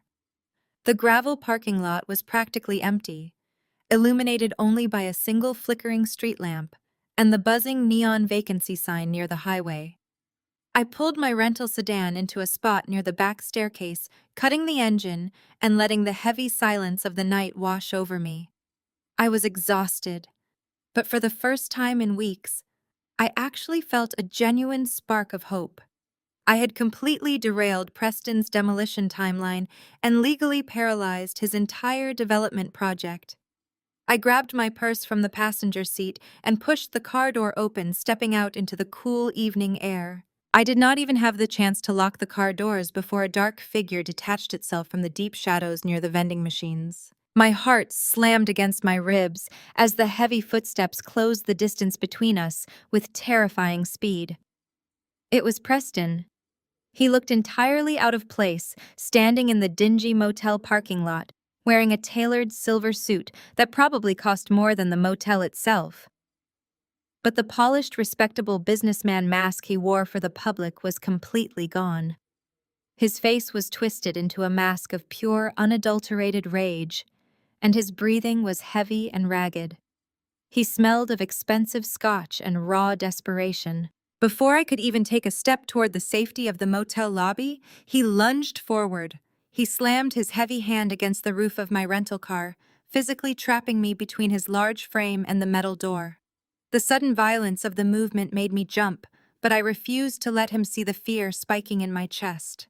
I stood my ground, pressing my back against the cool metal of the car, and looked him dead in the eye. "You think you are so incredibly clever, do you not, Rochelle?" He snarled, his voice dropping to a vicious, dangerous register that sent a chill down my spine. "You think a few phone calls to a federal committee are going to save your garbage property? You think you can just walk into my city and steal millions of dollars right out of my pocket without facing the consequences?" I kept my voice perfectly flat and steady, refusing to give him the reaction he was so desperately craving. "I am simply protecting what rightfully belongs to me, Preston," I replied, keeping my eyes locked on his. "Your demolition crew is legally banned from stepping foot on that block. The federal injunction is already active. You lost. It is over." Preston let out a harsh, barking laugh that sounded completely unhinged in the quiet parking lot. He leaned in closer, using his physical size to try and intimidate me, making sure I felt the absolute threat of his presence. He wanted me to feel small. He wanted me to remember that I was just a woman standing alone in the dark with a man who had already proven he was willing to commit arson to get his way. "You really do not understand how the world works, do you?" he whispered maliciously, his face just inches from mine. "You actually believe the law applies equally to people like you and people like me. You think your little HBCU degree means absolutely anything in the real world." He spat the words out like they were poison, revealing the deep, toxic prejudice he usually kept hidden behind country club smiles and corporate philanthropy. I did not flinch. I simply watched him unravel. "Let me educate you on how power actually operates in this state, Rochelle." He continued, his voice dripping with venomous arrogance. "I went to Yale. My father went to Yale. My grandfather built half the commercial infrastructure in this county. My Ivy League network runs the entire state government. The people who write the laws, the people who enforce the laws, and the people who judge the laws all eat at my dining table. They play golf at my club. They depend on my campaign contributions to keep their comfortable little jobs. You think you can outsmart me in my own city? I own the zoning board, Rochelle. I own the building inspectors. I own the local magistrates." He slammed his hand against the car window again, making the glass rattle in its frame. I will have that historical preservation order tied up in endless litigation until you are completely bankrupt. I will bleed you dry in legal fees until you are begging me to buy that burnt pile of bricks for pennies on the dollar. You are a nobody, Rochelle. You have no money, no power, and no legacy. You are just a pathetic little girl playing a game with men who can crush you without a second thought. And if you do not sign that property over to me by tomorrow morning, I promise you that the fire will be the least of your problems. He stood there breathing heavily, completely convinced that his terrifying monologue had finally broken my spirit. He thought that by stripping away his polite facade and exposing his raw, corrupt power, he had proven his absolute superiority. He thought because we were standing in the shadows of an empty parking lot, his threats would evaporate into the night air, leaving me paralyzed with fear and isolation. He had no idea how horribly he had just miscalculated. I did not scream. I did not cry. I simply reached into my purse with agonizing slowness, maintaining direct eye contact with him the entire time. I pulled out my smartphone and tapped the screen, waking it up with a soft glow that illuminated the dark space between us. You really do talk way too much, Preston, I said, my voice cutting through his arrogant silence like a perfectly sharpened blade. You get so wrapped up in your own sense of superiority that you completely forget to look at your surroundings. Preston's brow furrowed in sudden confusion. His confident stance faltered slightly as he tried to understand why I was not cowering in fear. "What are you doing?" he demanded, taking a small step back. I simply raised my hand and pointed a single finger over his shoulder, directing his attention to the dashboard of my rental car. Sitting securely mounted against the windshield was a high-definition security dash cam. Right in the center of the sleek black device, a tiny red light was blinking in a steady, continuous rhythm. I always request the premium security package when I travel for my appraisal work. Preston, I explained. Watching the realization hit him like a physical blow. The dashcam is hardwired into the battery and motion activated. It records high-definition video and crystal-clear audio even in low-light environments. And the best part is that it automatically syncs all the recorded data directly to my encrypted cloud storage in real time. All the color instantly drained from Preston's face. He slowly turned his head to look at the blinking red light, the arrogant sneer completely vanishing from his features. He had just stood directly in front of a high-definition camera and explicitly threatened my life. He had just proudly confessed to owning the zoning board and bribing government officials. He had just destroyed his entire pristine public image in a single unhinged rant. I tapped the screen of my phone, pulling up the synced video file. The audio of his voice bragging about his Ivy League network and his corrupt political connections echoed softly from my phone speaker. I swiped my thumb across the screen, opening my email application. "You see, Preston? My job as a commercial appraiser requires me to maintain a very extensive contact list of city officials," I said, keeping my eyes locked on his terrified face.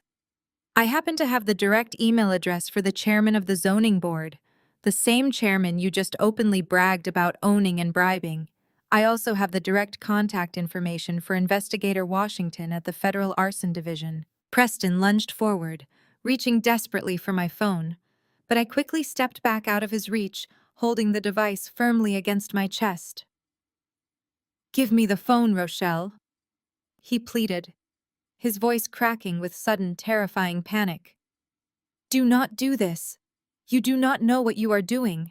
"I know exactly what I am doing," I replied, my voice ringing with absolute vindication. I tapped the send button, watching the little paper airplane icon swoop across the screen as the massive video file was dispatched to every single relevant authority in the city. "I just outsmarted you in your own city, Preston." Preston stared at me, his entire body trembling violently. The untouchable billionaire developer was completely gone, replaced by a pathetic, terrified criminal who had just handed the authorities the exact evidence they needed to lock him away for decades.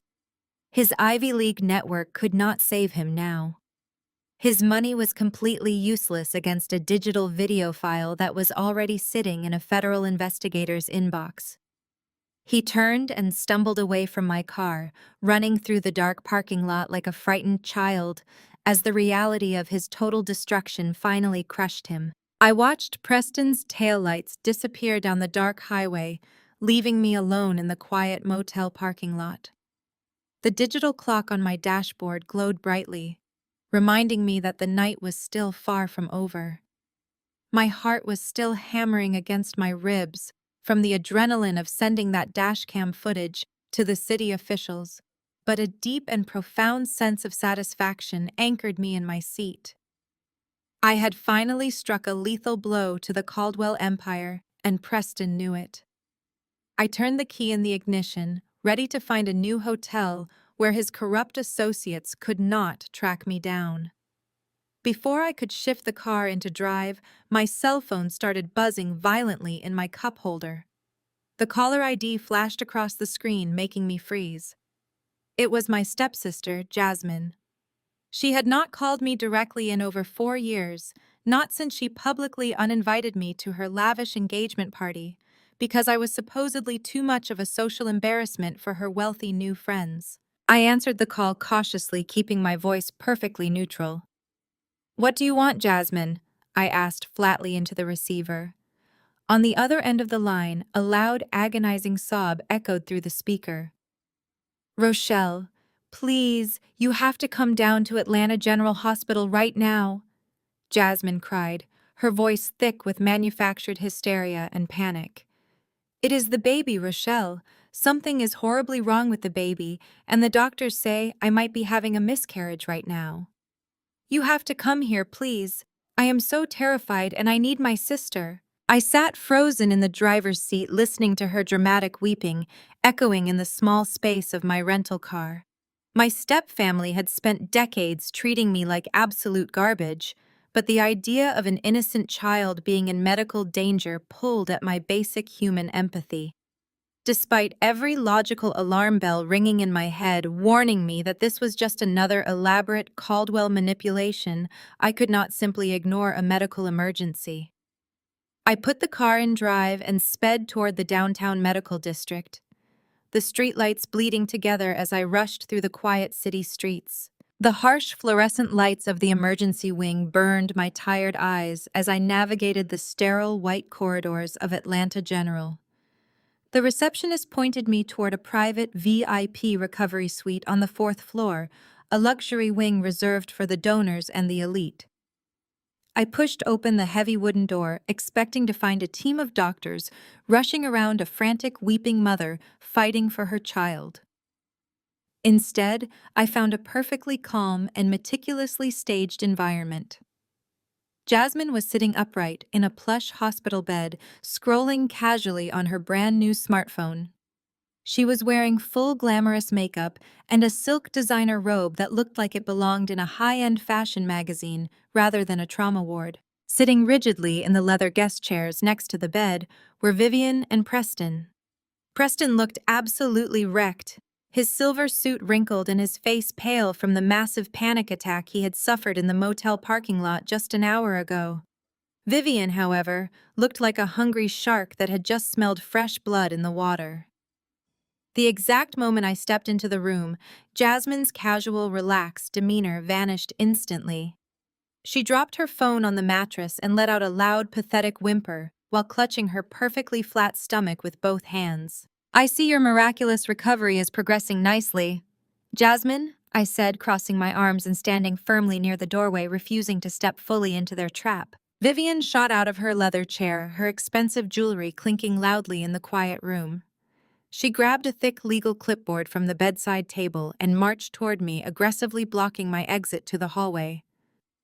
"You are a disgusting monster," Rochelle Vivian hissed, her voice carrying an intentional edge of theatrical tragedy. "Your little stunt in the parking lot tonight, sending those fabricated videos to the zoning board, gave my pregnant daughter a severe panic attack.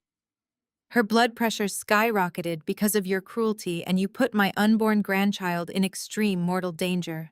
Preston slowly stood up, his hands shaking slightly as he leaned against the hospital wall for physical support.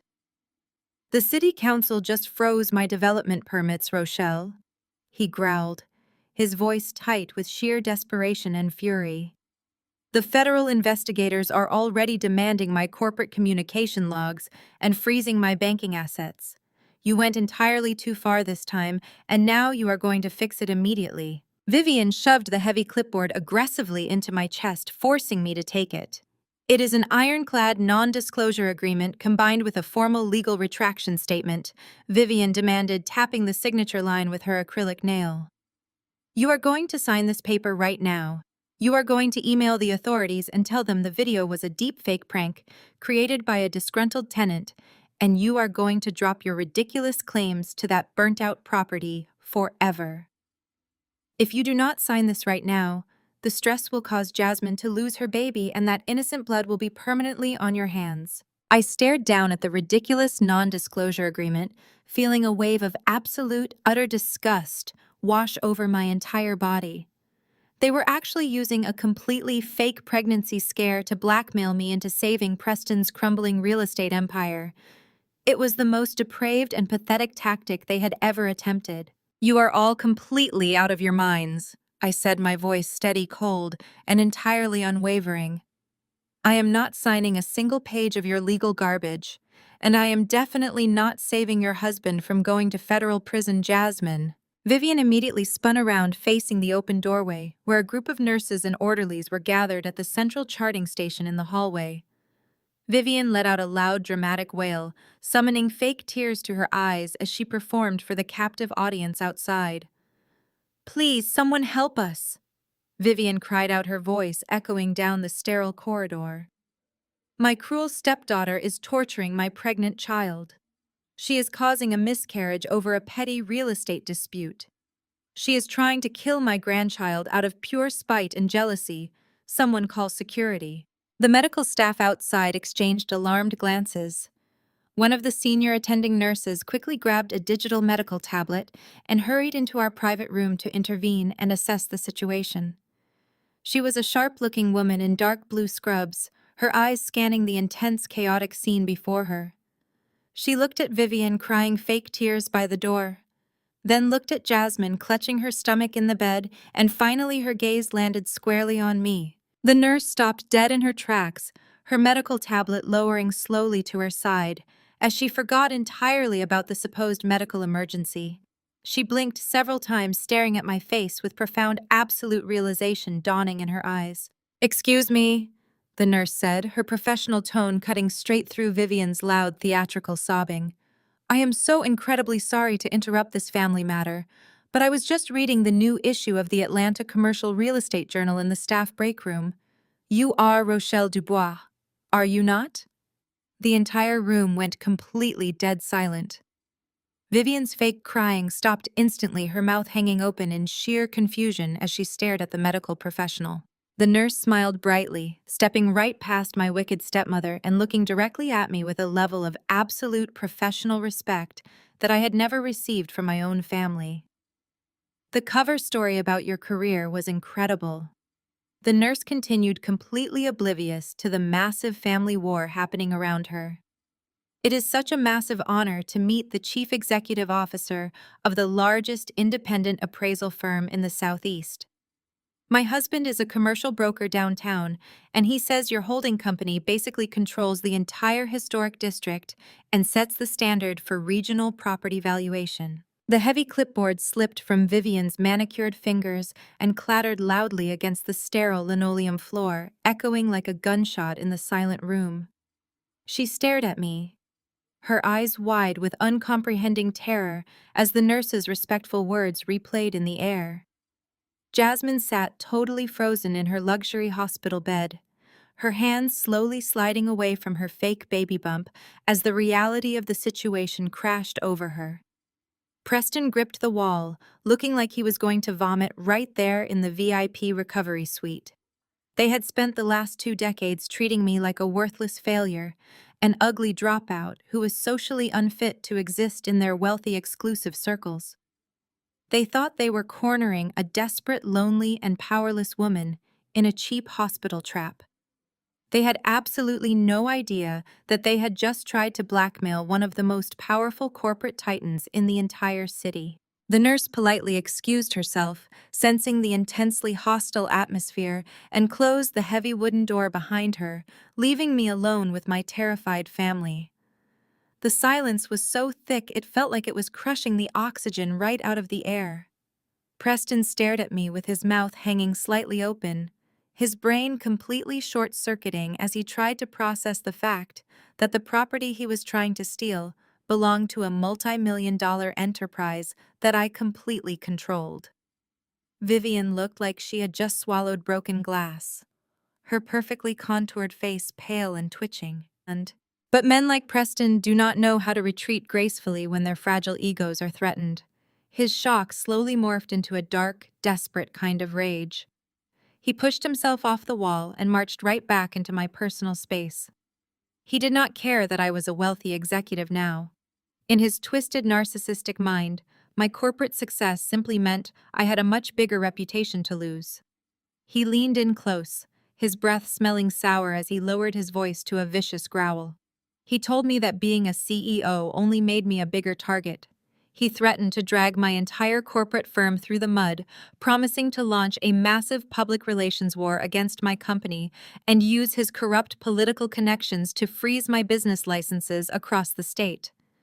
And worse, he reminded me that he still held the forged deed with my father's signature. He swore he would throw Clarence to the federal prosecutors and publicly brand my entire family as criminal frauds if I did not immediately surrender the property. I looked at the three of them acting like cornered animals, ready to bite, and I realized fighting them with sheer logic in a hospital room was completely useless. I needed them feeling safe and victorious, so they would make a fatal, catastrophic mistake. So I deliberately dropped my shoulders.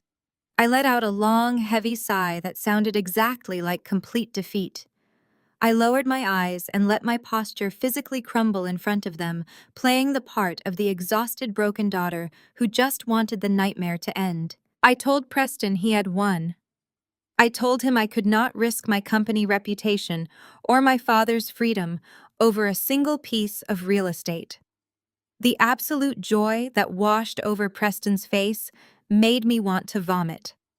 His chest puffed out, and his arrogant smirk instantly returned as he looked down at me. I told them I would sign the non-disclosure agreements and hand over the formal release for the property, but I wanted to do it on my own terms to save face. I promised to bring the fully executed legal documents to Jasmine's lavish baby shower that upcoming weekend. I framed it as a public peace offering, a way to quietly surrender while maintaining the grand illusion of family harmony in front of their wealthy, high society friends. Preston was practically vibrating with toxic triumph. He gloated openly right there in the sterile hospital suite, telling Vivian that everyone has a breaking point, and he always knew exactly how to find mine.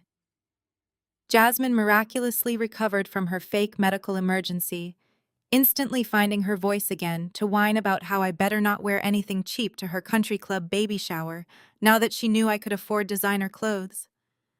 I agreed, meekly turned on my heel and walked out of the hospital, letting them revel in their pathetic fake victory. What they did not know was that my surrender was the final tripwire in a massive financial trap. Preston was so intoxicated by his apparent success that he immediately grew careless. He wanted to ensure that my father kept me completely in line before the baby shower, so he decided to quietly reward Clarence for his supposed loyalty. The very next morning, I sat at the sleek glass desk in my downtown office and watched the digital trap spring shut. I had maintained silent administrative access to my father's primary business bank accounts for years, ever since the days I used to run his supply company payroll before Vivian forced me out. I never touched his money, but I kept the login credentials active just to monitor the financial bleeding Vivian constantly caused him. My computer screen suddenly illuminated with a massive incoming transaction. Preston had just initiated a quiet wire transfer of exactly $100,000 into Clarence's business account. The funds originated from one of Preston's obscure commercial shell companies, completely unregistered and highly suspicious. It was a dirty payoff, a thick stack of hush money meant to secure my father's silence and guarantee that I would hand over my historic property at the baby shower without putting up a fight. Preston thought he was untouchable, moving dark money through his corporate shadows to manipulate my family. He had absolutely no idea who he was playing against. I opened a secure secondary browsing window and accessed the Internal Revenue Service federal payment portal. My fingers flew across the keyboard with cold mechanical precision. I did not just reject the wire transfer, I completely weaponized it. I drafted a formal voluntary disclosure form, tying the exact $100,000 transaction directly back to Preston's specific corporate tax identification number. I categorized the entire sum as untaxed illicit income originating from a fraudulent real estate shell company. With one single click of my mouse, I initiated a direct wire routing the entire $100,000 straight out of my father's account and directly into the Federal Treasury Department. I sat back in my ergonomic desk chair and watched the confirmation receipt print out from my secure office printer. A transaction of that specific size and nature, moving from a private shell company through a personal business account, and then suddenly being surrendered directly to the federal government as illicit funds would trigger an immediate catastrophic response. The Internal Revenue Service automated algorithms would instantly flag Preston's entire corporate network for aggressive money laundering. Within hours, federal forensic accountants would be tearing through every single ledger bank statement and hidden asset tied to the Caldwell name. Preston thought he was buying my silence, but he had just accidentally paid for his own federal financial audit. I printed a physical copy of the federal wire confirmation and folded it neatly, slipping it into my designer handbag right next to the blank non-disclosure agreements Preston expected me to sign. The stage was perfectly set. Jasmine was expecting a beautiful, peaceful baby shower, filled with expensive gifts and wealthy socialites fawning over her. Preston was expecting me to hand over the keys to my $12 million property in complete and utter defeat. They were preparing to celebrate their ultimate victory, while federal agents were literally preparing to dismantle their entire financial empire, brick by brick. I grabbed my car keys and headed out the door, ready to attend the most explosive family gathering of my entire life. I pulled my rental sedan out of the downtown parking garage, the engine humming smoothly as I merged onto the busy Atlanta streets. My designer handbag rested on the passenger seat, holding the explosive federal wire confirmation and the blank non-disclosure agreements my toxic family was expecting me to sign. I was on my way to the exclusive Buckhead Country Club to attend Jasmine's lavish baby shower, but my phone vibrated loudly against the center console before I could even reach the highway. The caller ID displayed a scrambled encrypted number that I instantly recognized. It was Investigator Washington from the Federal Arson Division. I answered the call, keeping my eyes on the heavy afternoon traffic. His voice was low and urgent, instructing me to pull over and meet him at an abandoned industrial lot just 2 miles from the country club. He said the situation had escalated far beyond a simple local arson case, and he needed to show me something in person before I walked into the lion's den. I altered my route, navigating through the quiet back streets until I reached the crumbling concrete lot. A dark, unmarked sedan was idling in the shadows of a decaying warehouse. I parked my car and walked over, sliding into the passenger seat of Washington's vehicle. The federal investigator looked exhausted, but his eyes possessed a sharp, intense focus. The dashboard was covered in thick manila folders and surveillance photographs. Washington locked the car doors and turned to face me, handing me a heavy stack of documents bound by a thick red rubber band. He told me that my tactical maneuver with the Historical Preservation Committee had given his team the exact legal leverage they needed to dig into the federal archives. "You see?" Rochelle Washington explained, his voice steady and completely serious in the quiet car. Preston's arrogance made him incredibly sloppy. He thought he was just burning down a forgotten brick building owned by a vulnerable black family. But what your stepbrother-in-law completely failed to realize was the deep historical significance of your grandfather's original property. Washington pointed to a faded document at the top of the stack. Decades ago, your grandfather applied for and received a specialized federal grant for historical minority business development. That federal money was permanently tied to the foundational deed of the property. By intentionally hiring an arsonist to burn that specific building to the ground, to bypass local zoning laws, Preston did not just commit local insurance fraud. He committed a massive federal crime by deliberately destroying federally protected and federally funded historical property. I stared at the faded grant document, feeling a massive wave of vindication washing over my entire body. Preston thought he was playing a brilliant game of local real estate chess, but he had blindly stumbled right into federal jurisdiction. The destruction of federal property carried mandatory minimum prison sentences that his expensive Ivy League lawyers would never be able to negotiate away. But Washington was not finished. His face hardened into a mask of pure professional disgust as he opened a second heavy folder and spread a series of glossy crime scene photographs across the center console. Washington told me to look closely at the pictures. They showed the charred, smoking ruins of 3 different commercial buildings. One was a beloved legacy bakery on the south side. Another was a historic barbershop that had anchored a neighborhood for 50 years. The third was a brick community center that used to host after-school programs. All 3 of these properties were owned by established Black families in Atlanta. Washington revealed his voice heavy with righteous anger. And all 3 of these properties mysteriously burned to the ground in the middle of the night over the past 5 years, right after the owners explicitly refused to sell their land to the Caldwell Development Group. I looked at the devastating photographs, feeling a cold, sick knot forming in my stomach. Preston was not just a greedy corporate developer. He was a systematic predator. He had built a terrifying pattern of targeting Black-owned legacy businesses using his vast wealth to try and buy them out. When those proud families refused to surrender their history, he simply hired arsonists to burn their livelihoods to the ashes. Then, he would use his corrupt connections on the zoning board and the city council to condemn the burned lots, swooping in to purchase the destroyed land for absolutely nothing. He had been running this exact same violent playbook for years, completely destroying minority generational wealth to build his sterile luxury high-rises and expensive commercial lofts. My grandfather's building was just his latest target in a long, horrific line of targeted corporate violence. Washington packed the grim photographs away and looked at me with absolute determination. He explained that his federal task force had been trying to build a RICO racketeering case against Preston for years, but the billionaire always kept his hands just clean enough to avoid an indictment. He always used untraceable cash and anonymous shell companies to pay the arsonists and bribe the local inspectors.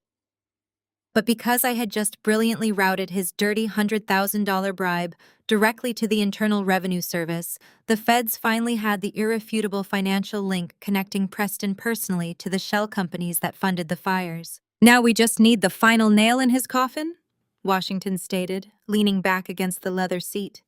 "We know exactly why Preston is so desperate for you to sign that non-disclosure agreement today, Rochelle. This baby shower at the country club is not just a party for your stepsister. Jasmine might be faking her pregnancy for attention, but Preston is using the massive social event as a stealth corporate gala.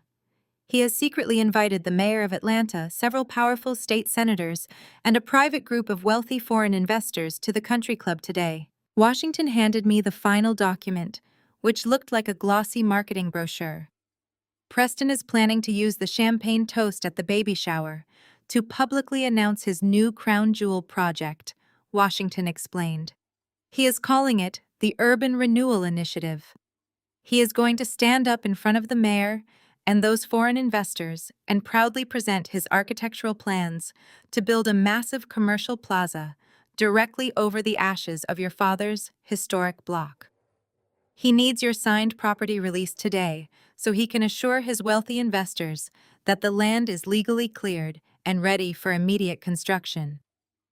If he publicly claims ownership of that fraudulent project in front of those specific government officials, while his shell companies are actively under federal audit, the racketeering and fraud charges will stick permanently. I looked down at the glossy brochure, seeing Preston's fake smiling face printed on the cover.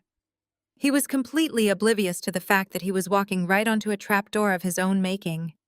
He thought he had successfully blackmailed me into surrendering my family legacy. He thought his fake pregnant wife and my wicked stepmother had bullied me into total submission. He was expecting a broken, defeated woman to walk into that country club and hand him the keys to his continued empire. I looked back up at Investigator Washington, and a slow, cold smile spread across my face.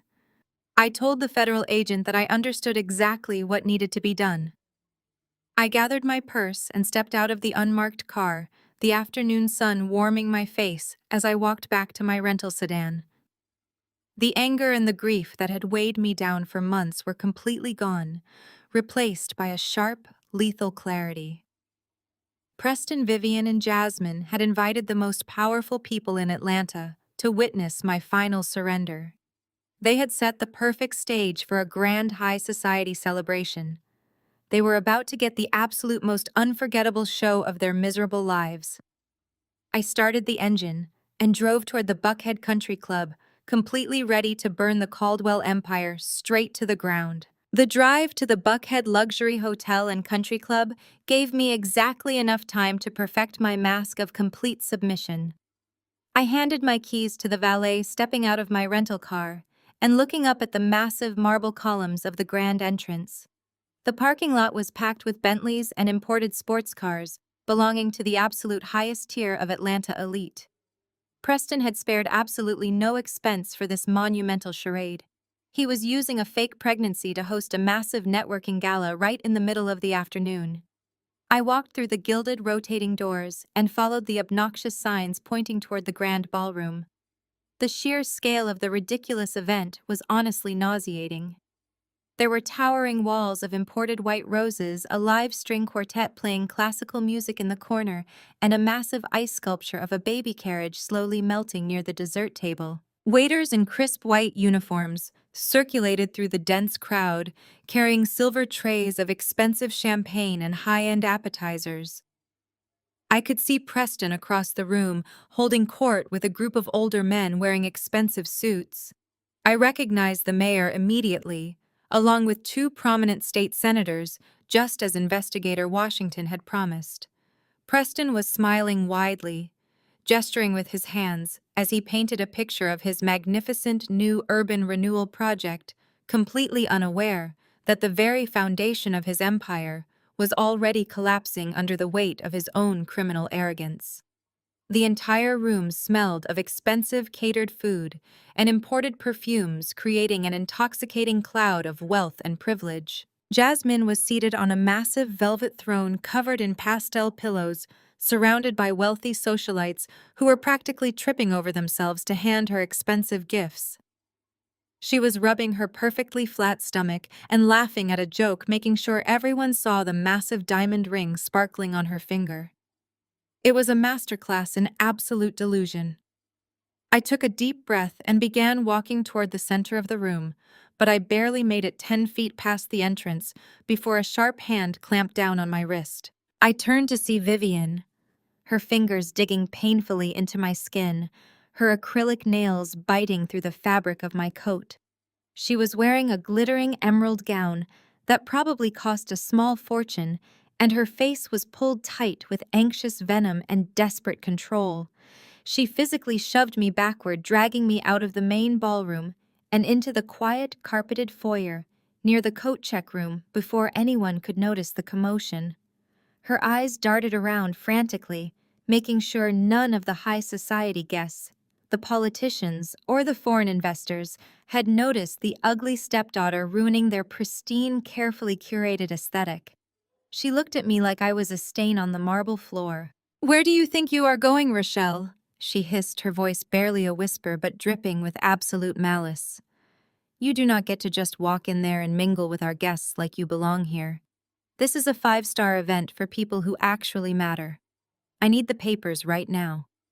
Preston is about to give his big speech to the investors, and he needs that signed non-disclosure agreement in his hand before he steps up to the microphone. I looked at her calm and detached, allowing my silence to make her even more frantic. She reached out and snatched a glass of champagne from a passing waiter, taking a quick nervous sip before leaning in so close I could smell the expensive alcohol on her breath. "And do not even think about heading over to the buffet table," she whispered, her eyes narrowing with cruel, familiar disdain. "Do not you dare eat the caviar, Rochelle. You have not paid for it. You have never paid for a single luxury in your entire pathetic life. You are just a charity case taking up space in my family. Sign the property release, give me the envelope, and then take your cheap rental car and drive back to whatever miserable little hole you crawled out of." Her cruel words echoed in the quiet foyer, pulling me right back to my childhood. Vivian had always used food and money as weapons against me. I remembered being a 12-year-old girl watching Jasmine and Vivian eat expensive takeout in the dining room while I was told to make myself a peanut butter sandwich in the kitchen. Because the gourmet food was only for the real family. She had spent my entire life gatekeeping resources and making sure I knew exactly how little she thought I was worth. But her words did not hurt me anymore. They just proved exactly how blind and pathetic she truly was. She was a woman standing on the deck of a sinking ship bragging about her expensive shoes. "I am not here to eat your caviar, Vivian," I said, my voice perfectly smooth and devoid of any emotion. I reached into my designer handbag, the one she had explicitly mocked just weeks ago, and pulled out a thick, crisp white envelope. It was sealed tightly with a simple piece of tape. I brought what Preston wanted. I brought the final paperwork to end all of this. Vivian snatched the envelope out of my hands with a triumphant, greedy snatch. A sickeningly sweet smile spread across her face as she looked down at the thick package. "I knew you would finally see reason," she mocked, setting her champagne glass in her other hand so she could break the seal. "You are just like your father, Rochelle. A weak, pathetic coward who folds the second real power pushes back. Preston is going to make billions off your precious historic block, and you are going to get absolutely nothing. You should have just stayed out of our way." She ripped the top of the envelope open and pulled out the thick stack of papers. She expected to see the standard legal jargon of a non-disclosure agreement and a property deed transfer. She expected to see my reluctant signature surrendering my legacy to her corrupt son-in-law so he could clear the land for his massive foreign investors. I watched her eyes scan the very first page of the document. The bold black letters at the top of the paper were impossible to misinterpret, even for someone as willfully ignorant as Vivian. It was an official document printed directly from the desk of Investigator Washington with the seal of the United States Department of Justice resting prominently at the top. It was a formal draft of a federal indictment.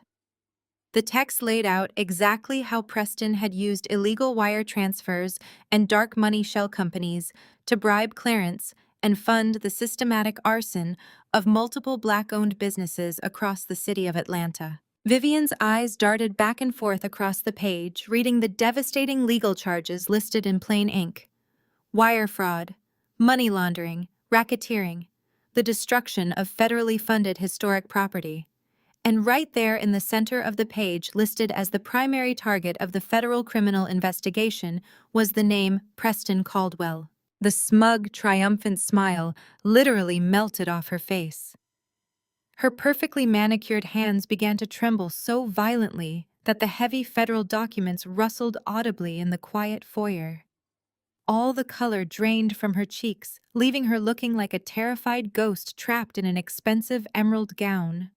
She read the words over and over again, her brain desperately trying to reject the massive, terrifying reality of what she was holding. She had asked for a surrender, and I had just handed her a federal prison sentence. "What is this?" she choked out, her voice completely stripped of its arrogance, leaving only a thin, reedy whisper of pure, unadulterated panic. Her breathing became shallow and rapid as her chest heaved under the expensive emerald fabric. "Rochelle, what is this? What did you do? You were supposed to sign the non-disclosure agreement. You were supposed to walk away." I just gave you exactly what you paid for, Vivian, I replied softly, holding my head high as I looked down at the woman who had tormented me my entire life.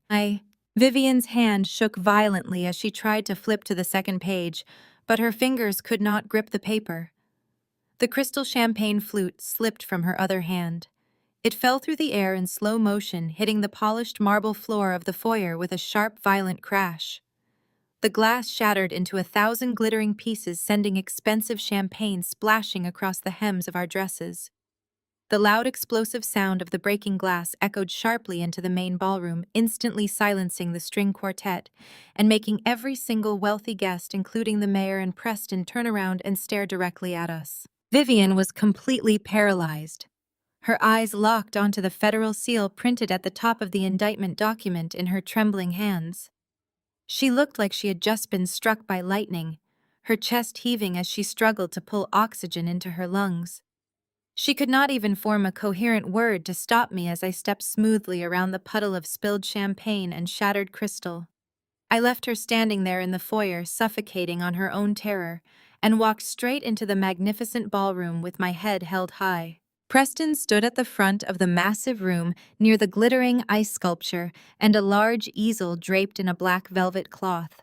He saw the commotion by the doors, and he saw me walking into the room. But his massive narcissistic ego completely misinterpreted the entire situation. He did not see a woman walking into the room to destroy him. He saw a defeated stepdaughter who had just surrendered her only piece of leverage to his wife in the hallway. He assumed the shattered glass was just an awkward accident caused by my supposed nervous submission. A sickeningly smug grin spread across his perfectly tanned face as he looked at me. He adjusted his expensive silk tie and puffed out his chest, deciding that this was the absolute perfect moment to seal his grand victory in front of the entire city elite. He reached out and grabbed a wireless microphone from the podium, tapping it twice. The heavy thud echoed through the expansive ballroom, bringing the quiet murmur of the high society crowd to a complete halt. Preston commanded the room with the practiced ease of a man who was entirely used to buying his way into power. He welcomed the mayor, the foreign investors, and the local politicians with a voice dripping in fake magnetic charm. He thanked them all for attending this beautiful celebration of new life, gesturing warmly toward Jasmine, who was perched on her velvet throne. Jasmine played her part perfectly, resting both of her hands on her fake pregnancy bump and offering the crowd a demure, modest smile that made me want to be sick. Preston spoke about the future, about growth, and about the legacy he was building for his unborn child. But then his voice shifted, taking on a serious, visionary tone that had the entire room leaning in to listen. He told the mayor and the wealthy investors that today was not just about celebrating his growing family, but about celebrating the rebirth of Atlanta itself. Preston launched into a pompous, deeply offensive speech about bringing civilization and wealth to a neighborhood that he claimed had been tragically neglected for decades. He spoke about the historical district where my grandfather's building had stood, as if it were an ugly scar on the city that desperately needed his healing touch. He spun a beautiful, captivating lie for the audience, talking about breathing fresh economic life into the ashes of the old block, completely ignoring the horrific reality that he was the predator who had paid an arsonist to burn those minority-owned businesses to the ground in the middle of the night. The foreign investors nodded approvingly, their translators whispering his grand promises into their ears, while the mayor raised his champagne glass in a silent gesture of support. Preston was absolutely intoxicated by his own performance. He turned his attention back to his family, showering them with toxic praise. He publicly thanked his wonderful in-laws for their unwavering support and cooperation in making this massive real estate transition a reality. My father Clarence was standing awkwardly near the lavish buffet table, sweating profusely in his tailored suit, knowing perfectly well that he had accepted a massive dirty bribe from Preston just days ago. Clarence tried to smile for the crowd, but he looked like a trapped rat, completely terrified of his own shadow. Then Preston's cold, calculating eyes locked directly onto me as I stood quietly in the center of the ballroom. He simply could not resist taking a public shot at the woman he thought he had finally broken. With a patronizing chuckle, he gripped the microphone and made a passive-aggressive joke to the crowd. He told the wealthy investors that the corporate world is not for everyone, and that some people simply cannot handle the heat of high-stakes real estate development. He said it was a blessing when those who lack the vision and the strength to build the future gracefully step aside so the true titans of industry can take over and do the heavy lifting. The crowd of politicians and socialites chuckled softly, sipping their expensive drinks and looking at me with polite pity. They were completely blind to the fact that the man they were currently toasting was hours away from facing a massive federal racketeering and fraud indictment. Preston finished his grand pitch by gesturing grandly to the covered easel beside him, promising the crowd that they were about to be the very first people to see the architectural blueprints for his new crown jewel development. He was soaking in the polite applause, completely reveling in his stolen glory. The room was clapping, but I did not clap. My face remained perfectly blank as I began walking calmly and purposefully right up to the small stage. The wealthy crowd parted for me, their faces registering slight confusion, but they simply assumed I was part of the planned presentation. The rhythmic clicking of my heels on the polished marble floor seemed to cut right through the fading applause. Preston watched me approach, and his smug smile faltered for just a fraction of a second. A tiny flicker of annoyance crossed his eyes, but he maintained his bright customer service smile because the mayor and the investors were watching his every move. He probably thought I was coming up to the stage to offer a public apology or to formally hand over the rights to the property in front of his audience. I stepped up onto the raised platform, stopping right next to him. Before his brain could even process what was happening, my hand shot out and I smoothly slid the secondary microphone right out of its metal stand. The heavy, sleek device felt cool and solid in my grip. I did not look at Preston right away. Instead, I looked out at the sea of wealthy, expectant faces staring up at me. I looked at the mayor, who was smiling politely. I looked at Jasmine, whose fake maternal glow was suddenly replaced by a sharp look of panic. I looked at my father, who had gone completely pale. Then I turned my head slowly and locked my eyes directly onto Preston's arrogant face. The silence in the grand ballroom was absolute, heavy and thick with sudden tension. I raised the microphone to my lips, my voice echoing through the massive space with crystal-clear authority. "Preston, you forgot to thank the owner of the property for allowing you to pitch this." Preston stared at me for a split second, his brain completely short-circuiting as he tried to process what I had just said into the microphone. Then he let out a loud, booming laugh that echoed through the heavy ballroom speakers. It was a perfectly practiced, calculated sound meant to instantly dismiss me and reassure his wealthy investors that everything was completely under his control. He leaned into his own microphone, his voice dripping with condescending, fake sympathy as he looked out at the powerful crowd. He told the mayor and the foreign dignitaries to please excuse his stepsister-in-law, explaining with a sorrowful shake of his head that I had been under a tremendous amount of emotional stress recently and was prone to unfortunate psychological outbursts. He spun a rapid lie about my supposed fragility, playing the part of the patient-tolerant family man. Then he turned his back to the audience and looked at me, his eyes flashing with a dark, vicious warning that promised absolute destruction.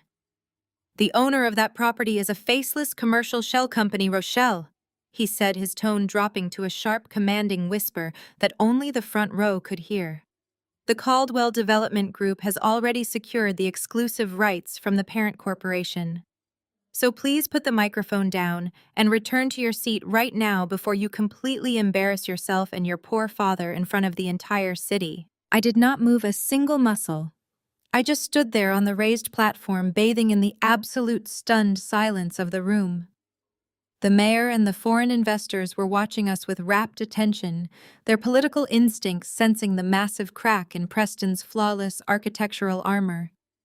I looked out over the sea of bewildered, wealthy faces toward the back of the room and made direct eye contact with the lead audiovisual technician standing near the soundboard. We had finalized our quiet arrangement early this morning, right after I had rejected Preston's dirty $100,000 bribe. I gave the technician a barely perceptible nod of my head. Instantly, the ambient crystal lighting in the grand ballroom dimmed to a dramatic low, and the massive digital projector suspended from the vaulted ceiling hummed to life. The giant viewing screen directly behind Preston, which had just been displaying the beautiful utopian rendering of his urban renewal project, suddenly flickered and changed. Preston spun around in confusion, as a wave of collective gasps rippled through the high society crowd. Projected 10 feet tall for every single politician, socialite, and investor to see, was a series of heavily redacted federal incorporation documents. The text was crisp and impossible to ignore, with the most important lines highlighted in a bright, aggressive yellow marker. It was the primary corporate registry for the exact faceless commercial shell company that Preston had just arrogantly claimed he had done business with. The projected documents clearly displayed the legal property deed, mapping out the exact historical block he was planning to bulldoze for his sterile luxury high-rises. And right there at the absolute bottom of the page, under the strict legal designation of sole proprietary owner and chief executive officer, was my name printed in bold, undeniable letters. Rochelle Dubois. The collective gasp from the room was like a sudden vacuum sucking all the oxygen right out of the ballroom. Jasmine leaped up from her lavish velvet throne, her fake pregnancy bump completely forgotten as she stared at the massive screen in absolute, unadulterated horror. My father, Clarence, dropped his plate of expensive hors d'oeuvres, the fine china shattering against the polished marble floor, sounding like a gunshot in the quiet room. Vivian was still missing, trapped in the foyer with her own federal nightmare. Preston looked like he had just been physically struck by a freight train. His perfect expensive tan washed away instantly, leaving his face pale and twitching as he stared up at his own catastrophic nightmare projected in high definition. His mouth opened and closed, but no sound came out. I raised my microphone again, making sure my voice carried to the very back of the room, echoing with complete unwavering authority. For years, my family called me an absolute failure. I announced, my voice steady, as I stared directly at my father and my horrified stepsister. They called me a worthless dropout because I refused to work for Preston's corrupt development firm. They mocked my tiny apartment and my quiet life because I refused to rely on his dirty money or beg for their conditional approval. They told everyone in this room that I was a massive disappointment who was socially unfit and could not handle the pressure of the real corporate world. Vivian literally just threatened me in the hallway, whispering that I did not even deserve to eat the caviar at this party because I had never paid for a single luxury in my life. I let the words hang in the air, watching the foreign investors exchange nervous whispers with their translators. But it turns out I never needed a single dime of the Caldwell money, because I have spent the last 5 years quietly building my own commercial portfolio. From the ground up, I continued taking a slow, deliberate step toward Preston. You see, Preston, I did not just inherit that single historic building from my grandfather. I systematically purchased the entire surrounding block using my own private commercial enterprise. I own the dirt, I own the bricks, and I own the absolute exclusive rights to every single property you just proudly claimed you bought. The mayor of Atlanta physically took a step backward away from the stage, his political survival instincts kicking in as he realized he was standing next to a massive fraud. You brought the mayor and a room full of international investors here today to pitch a $12 million real estate development project on land that you do not own and will never own, I said, my voice ringing with absolute finality. You promised them an urban renewal initiative built on a foundation of complete criminal fraud. There is no contract, Preston. There is no non-disclosure agreement. There is no silent surrender. You have absolutely nothing but a burnt-out piece of land that is currently the center of a massive federal racketeering investigation. Preston finally snapped. The polished, charming billionaire facade completely shattered into a million pieces, revealing the violent, desperate predator hiding underneath his tailored suit. His face flushed a dark, dangerous red, and the thick veins in his neck bulged as a guttural, animalistic roar tore from his throat. He dropped his microphone, entirely abandoning all pretense of high society manners, and lunged directly across the stage toward me, with his hands outstretched like vicious claws ready to tear me apart. Jasmine screamed from across the room, watching her husband lose his mind.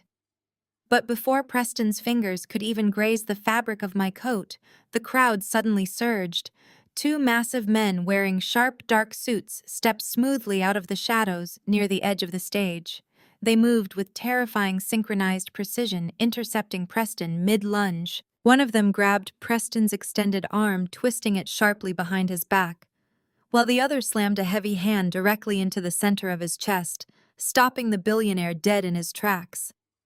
Preston choked on his own breath, struggling uselessly against the iron grip of the two federal agents who had been quietly waiting in the crowd this entire time. The two men wore identical expressions of absolute stony indifference as Preston struggled wildly against their grip. The entire ballroom erupted into a cacophony of panicked gasps and murmured confusion. Wealthy socialites backed away, pulling their designer gowns clear of the scuffle, while the foreign investors whispered frantically to their translators. Preston was spitting angry threats, demanding that his private security team intervene immediately. But the country club guards remained frozen near the heavy wooden doors, clearly outranked by the federal authority radiating from the two massive men holding the billionaire down. Then the tall mahogany doors at the back of the grand ballroom swung open with a resounding thud.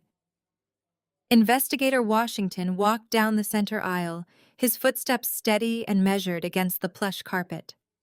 He was not wearing his usual rumpled field jacket today. He wore a crisp, dark suit, and a silver badge was prominently displayed on his belt, catching the light from the crystal chandeliers overhead.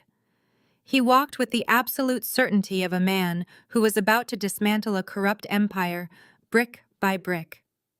The crowd parted for him, instinctively sensing that the true authority in the room had just shifted.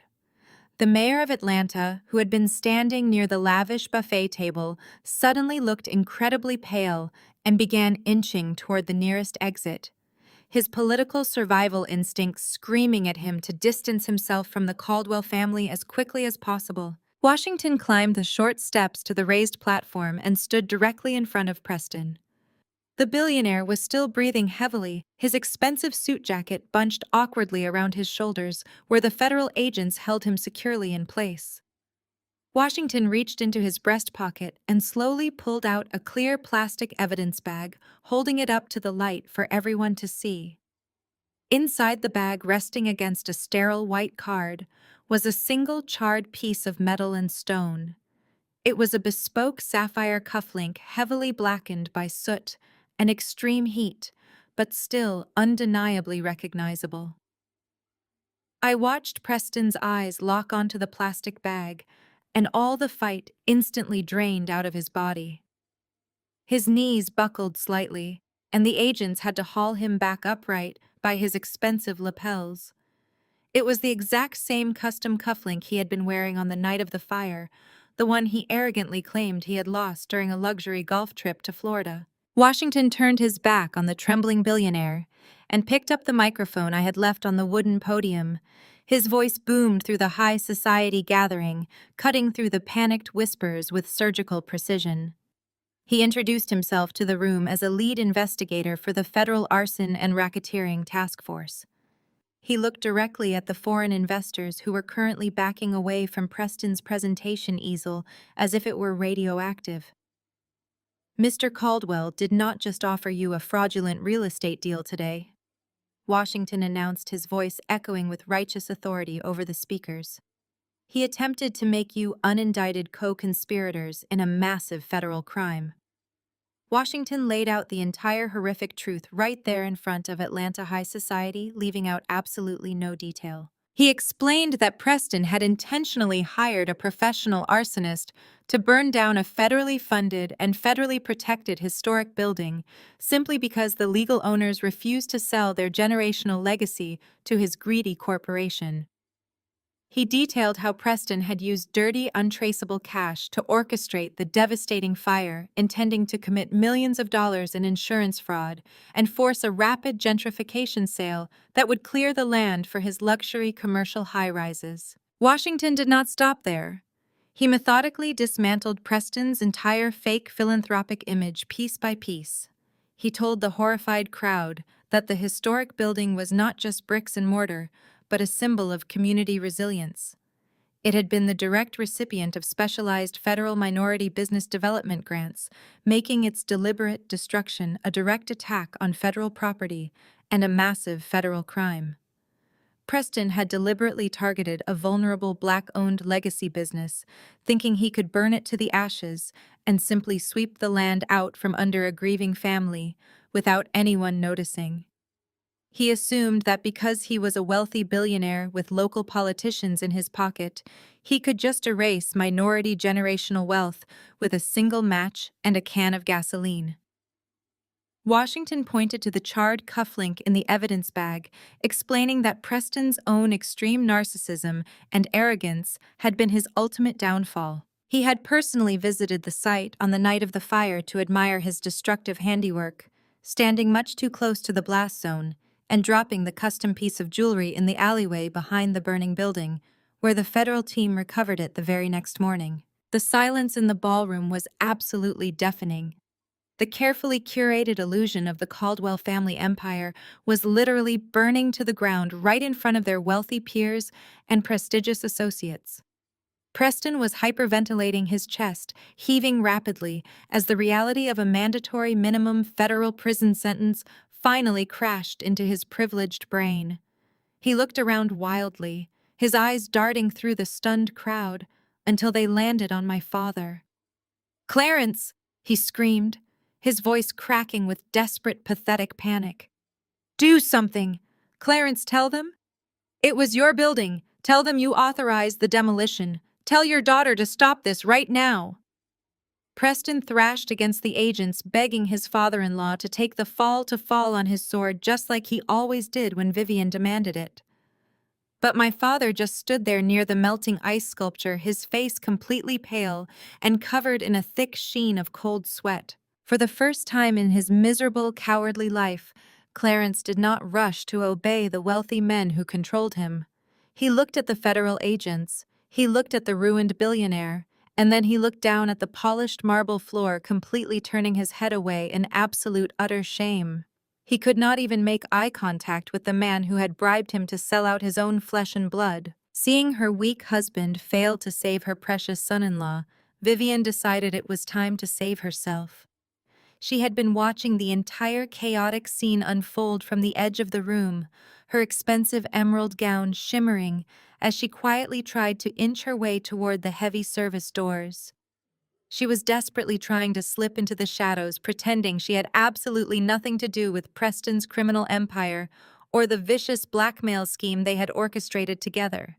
She truly thought she could just abandon the sinking ship and maintain her comfortable, luxurious life while everyone else went down. But Washington caught the sneaky movement out of the corner of his eye. He dropped the microphone on the podium and stepped down from the stage, walking directly toward her. "Excuse me, Mrs. Caldwell," Washington called out, his voice slicing through the tense air and freezing Vivian right in her tracks. "You are not going anywhere today." Vivian spun around, her face contorted into a desperate mask of fake upper-class indignation. She puffed out her chest and tried to summon her usual toxic authority, smoothing her dress with shaking hands. "I have absolutely no idea what my son-in-law has been doing," she declared loudly, making sure the surrounding socialites could hear her pathetic defense. "I am completely innocent in these ugly business matters, and I will not be harassed at a private family event." Washington simply shook his head and reached into his interior jacket pocket, pulling out a second set of neatly folded legal documents. He held them up right in front of Vivian's perfectly contoured face. "I am not here to talk to you about the arson," Mrs. Caldwell Washington said, his tone dropping to a cold, professional deadpan. "I am here to serve this federal arrest warrant for wire fraud and felony identity theft, related to the offshore purchase of a luxury yacht using funds illegally drained from your stepdaughter's late mother's estate. Vivian stood completely paralyzed as Investigator Washington's words crashed through the grand foyer and spilled out into the sprawling, silent ballroom. Wire fraud and felony identity theft. The heavy, terrifying reality of the federal warrant crushed the very last remaining ounce of her fake upper-class arrogance. She let out a high-pitched, devastating wail that sounded exactly like a wounded animal caught in a trap. Her knees buckled instantly and she collapsed right there on the cold, expensive marble floor, her glittering emerald gown soaking up the puddle of spilled champagne and catching the jagged pieces of shattered crystal. Tears streamed down her perfectly contoured face, ruining her expensive makeup. As she looked up at the circle of wealthy country club friends she had spent decades trying to impress. She reached out her trembling hands, sobbing hysterically and begging the elite socialites to help her, screaming that it was all a terrible misunderstanding and that Clarence had forced her to sign those offshore banking documents. But not a single person moved to comfort her.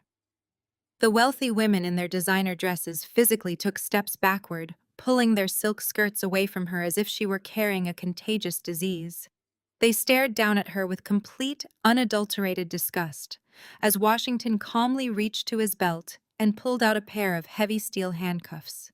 Vivian's manic screams echoed against the vaulted ceilings as the investigator recited her Miranda rights, the cold legal words serving as the ultimate death knell to her high society reign.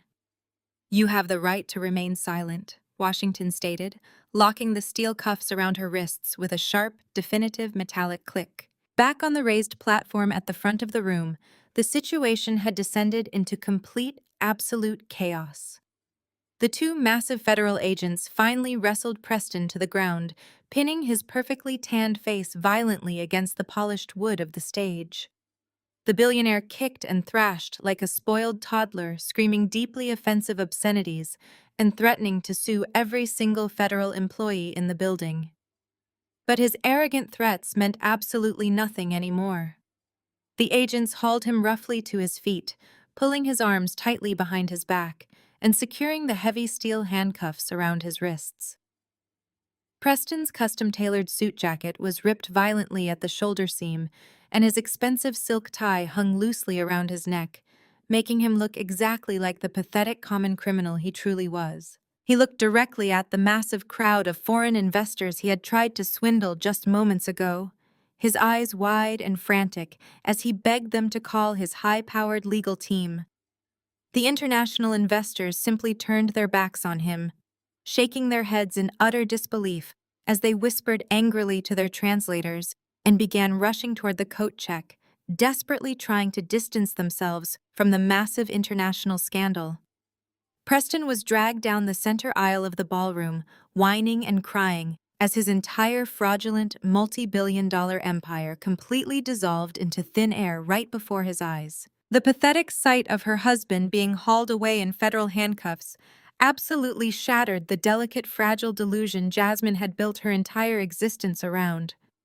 Her lavish velvet throne was suddenly just a useless, ridiculous chair in a room full of people who now knew she was married to a violent arsonist and a massive fraud. She looked around wildly, her eyes darting from her mother weeping loudly in federal custody in the foyer, to her father Clarence, who was standing frozen in a corner, completely consumed by his own pathetic, cowardly shame. Then her manic, desperate gaze locked directly onto me standing calmly near the abandoned stage, her face contorted into an ugly, twisted mask of pure, unhinged rage. She forgot all about her pristine high society image, and she completely forgot about the fake pregnancy bump strapped securely under her expensive pastel maternity dress. The padded bump shifted awkwardly to the side as Jasmine let out a guttural scream and lunged across the ballroom floor, charging right at me with her hands raised like vicious claws. "You ruined everything!" she shrieked, her voice tearing through the remaining silence of the room. "You ruined my perfect life, Rochelle. You took away my husband and my baby and my future, you pathetic, jealous loser." She swung her hand wildly, aiming her perfectly manicured acrylic nails right at my face, intending to draw blood. But I did not flinch, and I did not back away. I simply reached out and caught her wrist in midair. my grip tightening around her forearm with an unwavering calm strength that she could not possibly match. The sudden physical block stopped her dead in her tracks, her forward momentum crashing violently against my absolute refusal to be her victim ever again. She struggled against my hold, panting heavily and crying, but I held her firmly in place, forcing her to look directly into my eyes. I looked at the selfish woman who had spent my entire childhood stealing my clothes, taking my bedroom, and manipulating our weak father into ignoring my very existence. You destroyed your own life the minute you let a man burn down my home to fund your lifestyle, I said, my voice perfectly steady and loud enough for the remaining political guests to hear. You built your entire pathetic existence on stolen money and burning ashes, Jasmine, and now you get to sit in the ruins you created. I shoved her wrist away from me, pushing her backward with decisive force. She stumbled over her own expensive designer heels and collapsed onto the polished floor, clutching her shifted fake stomach and sobbing uncontrollably into her hands as she finally realized that no one was ever coming to rescue her again. The heavy wooden doors of the grand ballroom finally swung shut as the federal agents cleared Preston and Vivian from the building, leaving behind a heavy, lingering silence. The live string quartet had hastily packed up their instruments and fled while the catering staff quietly wheeled away the untouched towers of expensive caviar and imported champagne. The grand celebration of the Caldwell legacy had officially become a massive federal crime scene. I took a long, deep breath, letting the clean reality of the moment wash over me. My grandfather's historic block was completely safe. My toxic family could never hurt me, steal from me, or use me ever again. I turned toward the exit, ready to leave the wreckage behind and start rebuilding my own authentic, independent life. But before I could even take 3 steps, a voice called out my name, echoing across the empty space. I turned to see the mayor of Atlanta walking briskly toward me. He had completely shed the arrogant political swagger he had carried while toasting Preston just 30 minutes earlier. Now he looked at me with a posture of genuine, serious respect. His sharp political survival instincts had completely shifted the board, and he realized that the only way to save his own reputation from the fallout of this massive federal scandal was to publicly align himself with the brilliant woman who had just single-handedly exposed it. Mrs. Dubois, the mayor said, stopping respectfully in front of me and offering a deeply apologetic and carefully calculated smile. The entire city of Atlanta owes you a massive debt of gratitude today. Your immense bravery and your sharp intellect in exposing this horrific corruption has saved our community from a terrible, devastating mistake. He glanced back at the abandoned presentation easel and then looked me directly in the eyes. The city still desperately wants to revitalize that historic district. He continued, his tone shifting into a serious, formal business proposition. But we want to do it the right way. We want to offer you a massive city contract to lead the authentic redevelopment of the block you own. I looked at the mayor of Atlanta, standing before me with his hand extended, offering me the exact power and recognition my family had spent my entire life trying to steal from me. I did not smile, and I did not gloat. I simply reached out and shook his hand, sealing the total destruction of the Caldwell Empire and the beginning of my own. 6 months passed since that explosive afternoon in the Buckhead Luxury Hotel. The fallout from Investigator Washington's federal raid was swift, brutal, and absolutely unrelenting. The high society world that Preston and Vivian had worshipped turned their backs on them overnight. Preston was currently sitting in a cold, sterile holding cell, waiting for his final sentencing. The massive federal racketeering, wire fraud, and arson charges had stuck perfectly. His expensive legal team completely abandoned him the second his offshore accounts were frozen by the Department of Justice. He was facing 20 years in federal prison, without the possibility of early parole. The arrogant, charismatic billionaire, who had once thought he could buy an entire city and burn down a historic neighborhood for sport, was now just another federal inmate stripped of his tailored suits and his towering ego. He spent his days pacing a tiny concrete room, completely isolated and ruined by his own blinding narcissistic greed.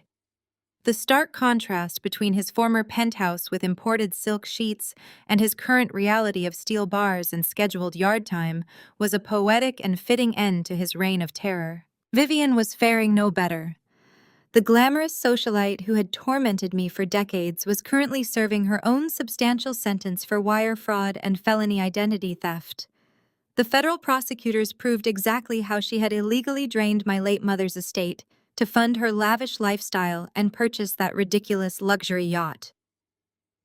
Her country club friends completely erased her from their memories the second she was led out of the ballroom in handcuffs. She traded her glittering emerald gowns and expensive champagne for a scratchy standard-issue prison uniform and a metal tray in a noisy cafeteria. The woman who had spent my entire childhood gatekeeping resources and mocking my lack of wealth was now living in a tiny shared cell completely stripped of her designer makeup, her expensive jewelry, and her false, upper-class superiority.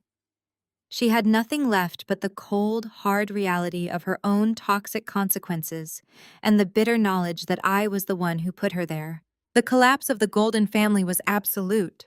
Clarence and Jasmine managed to avoid prison time, but they did not escape the financial devastation. The federal investigation exposed Clarence's cowardly acceptance of Preston's dirty bribery money. The city seized every single asset he possessed, leaving him completely bankrupt and publicly disgraced.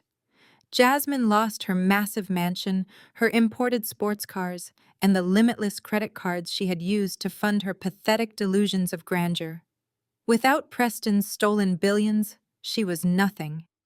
They were forced to move into a tiny, miserable two-bedroom apartment on the extreme outskirts of the city, far away from the elite zip codes they used to dominate. Jasmine no longer sat on a velvet throne surrounded by sycophants who praised her every move. She spent her days trapped in a cramped, dingy living room, staring at peeling paint and listening to the loud traffic outside, realizing exactly what it meant to be truly powerless. Her fake friends had abandoned her, and she was finally forced to live the exact same life of struggle that she had always mocked me for. I was sitting at the massive polished oak desk in my temporary office reviewing architectural blueprints when my private cell phone buzzed. I looked down at the glowing screen and saw Jasmine's name flashing. She had been trying to reach me for weeks, leaving increasingly frantic voicemails that I simply ignored. But today, I decided to answer. I tapped the screen and lifted the phone to my ear, remaining perfectly silent. Jasmine started speaking immediately, her voice a messy, pathetic mixture of dramatic sobs and desperate pleading. She told me how awful the tiny apartment was, how Clarence was completely depressed, and how she could barely afford basic groceries anymore. She begged me to remember that we were sisters and pleaded for a small loan, just enough to get them back on their feet and into a decent neighborhood. She cried about family loyalty, completely forgetting the decades of psychological abuse she had inflicted upon me. I listened to her pathetic tears echoing through the phone speaker, and I felt absolutely nothing. The scared little girl who used to crave their approval was completely gone. I remembered sitting in Vivian's kitchen eating a peanut butter sandwich while they dined on catered meals. I remembered Jasmine attacking me in the ballroom, blaming me for her own toxic choices. I took a slow breath, letting the silence stretch until her sobs turned into confused whimpers. Then I spoke, my voice perfectly smooth and devoid of any emotion. I politely declined her request, using the exact same words her mother had used against me so many years ago. "That is not my problem, Jasmine," I said softly. "You should have been more careful."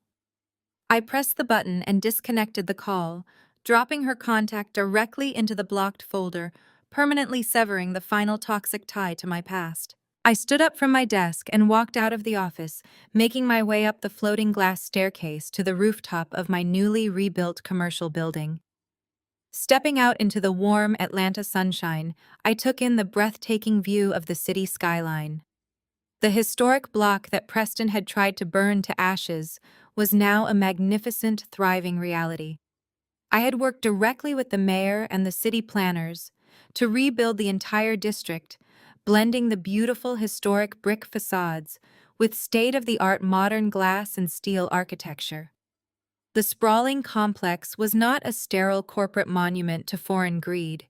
It was a bustling, vibrant hub exclusively dedicated to supporting Black-owned businesses and local startups.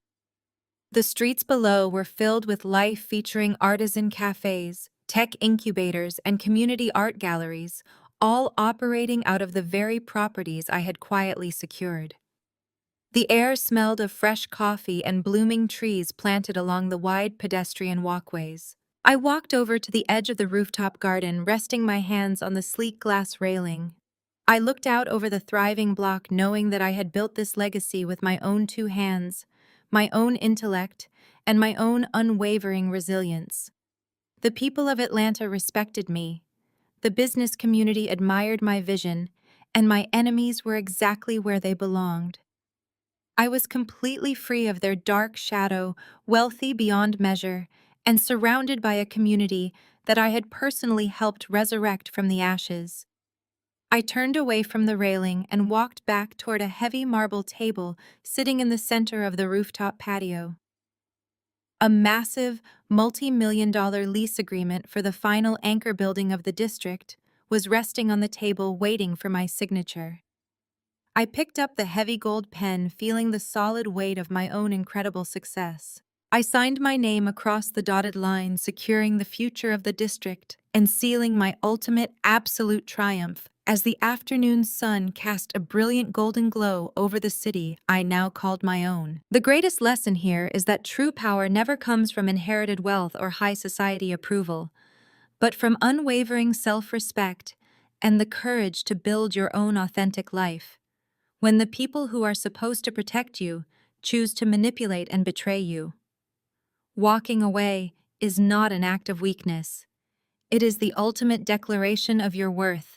You never have to accept a seat at a toxic table when you are fully capable of building your own empire from the ashes. Have you ever escaped toxic relatives to protect your peace? Share your story below and subscribe for more.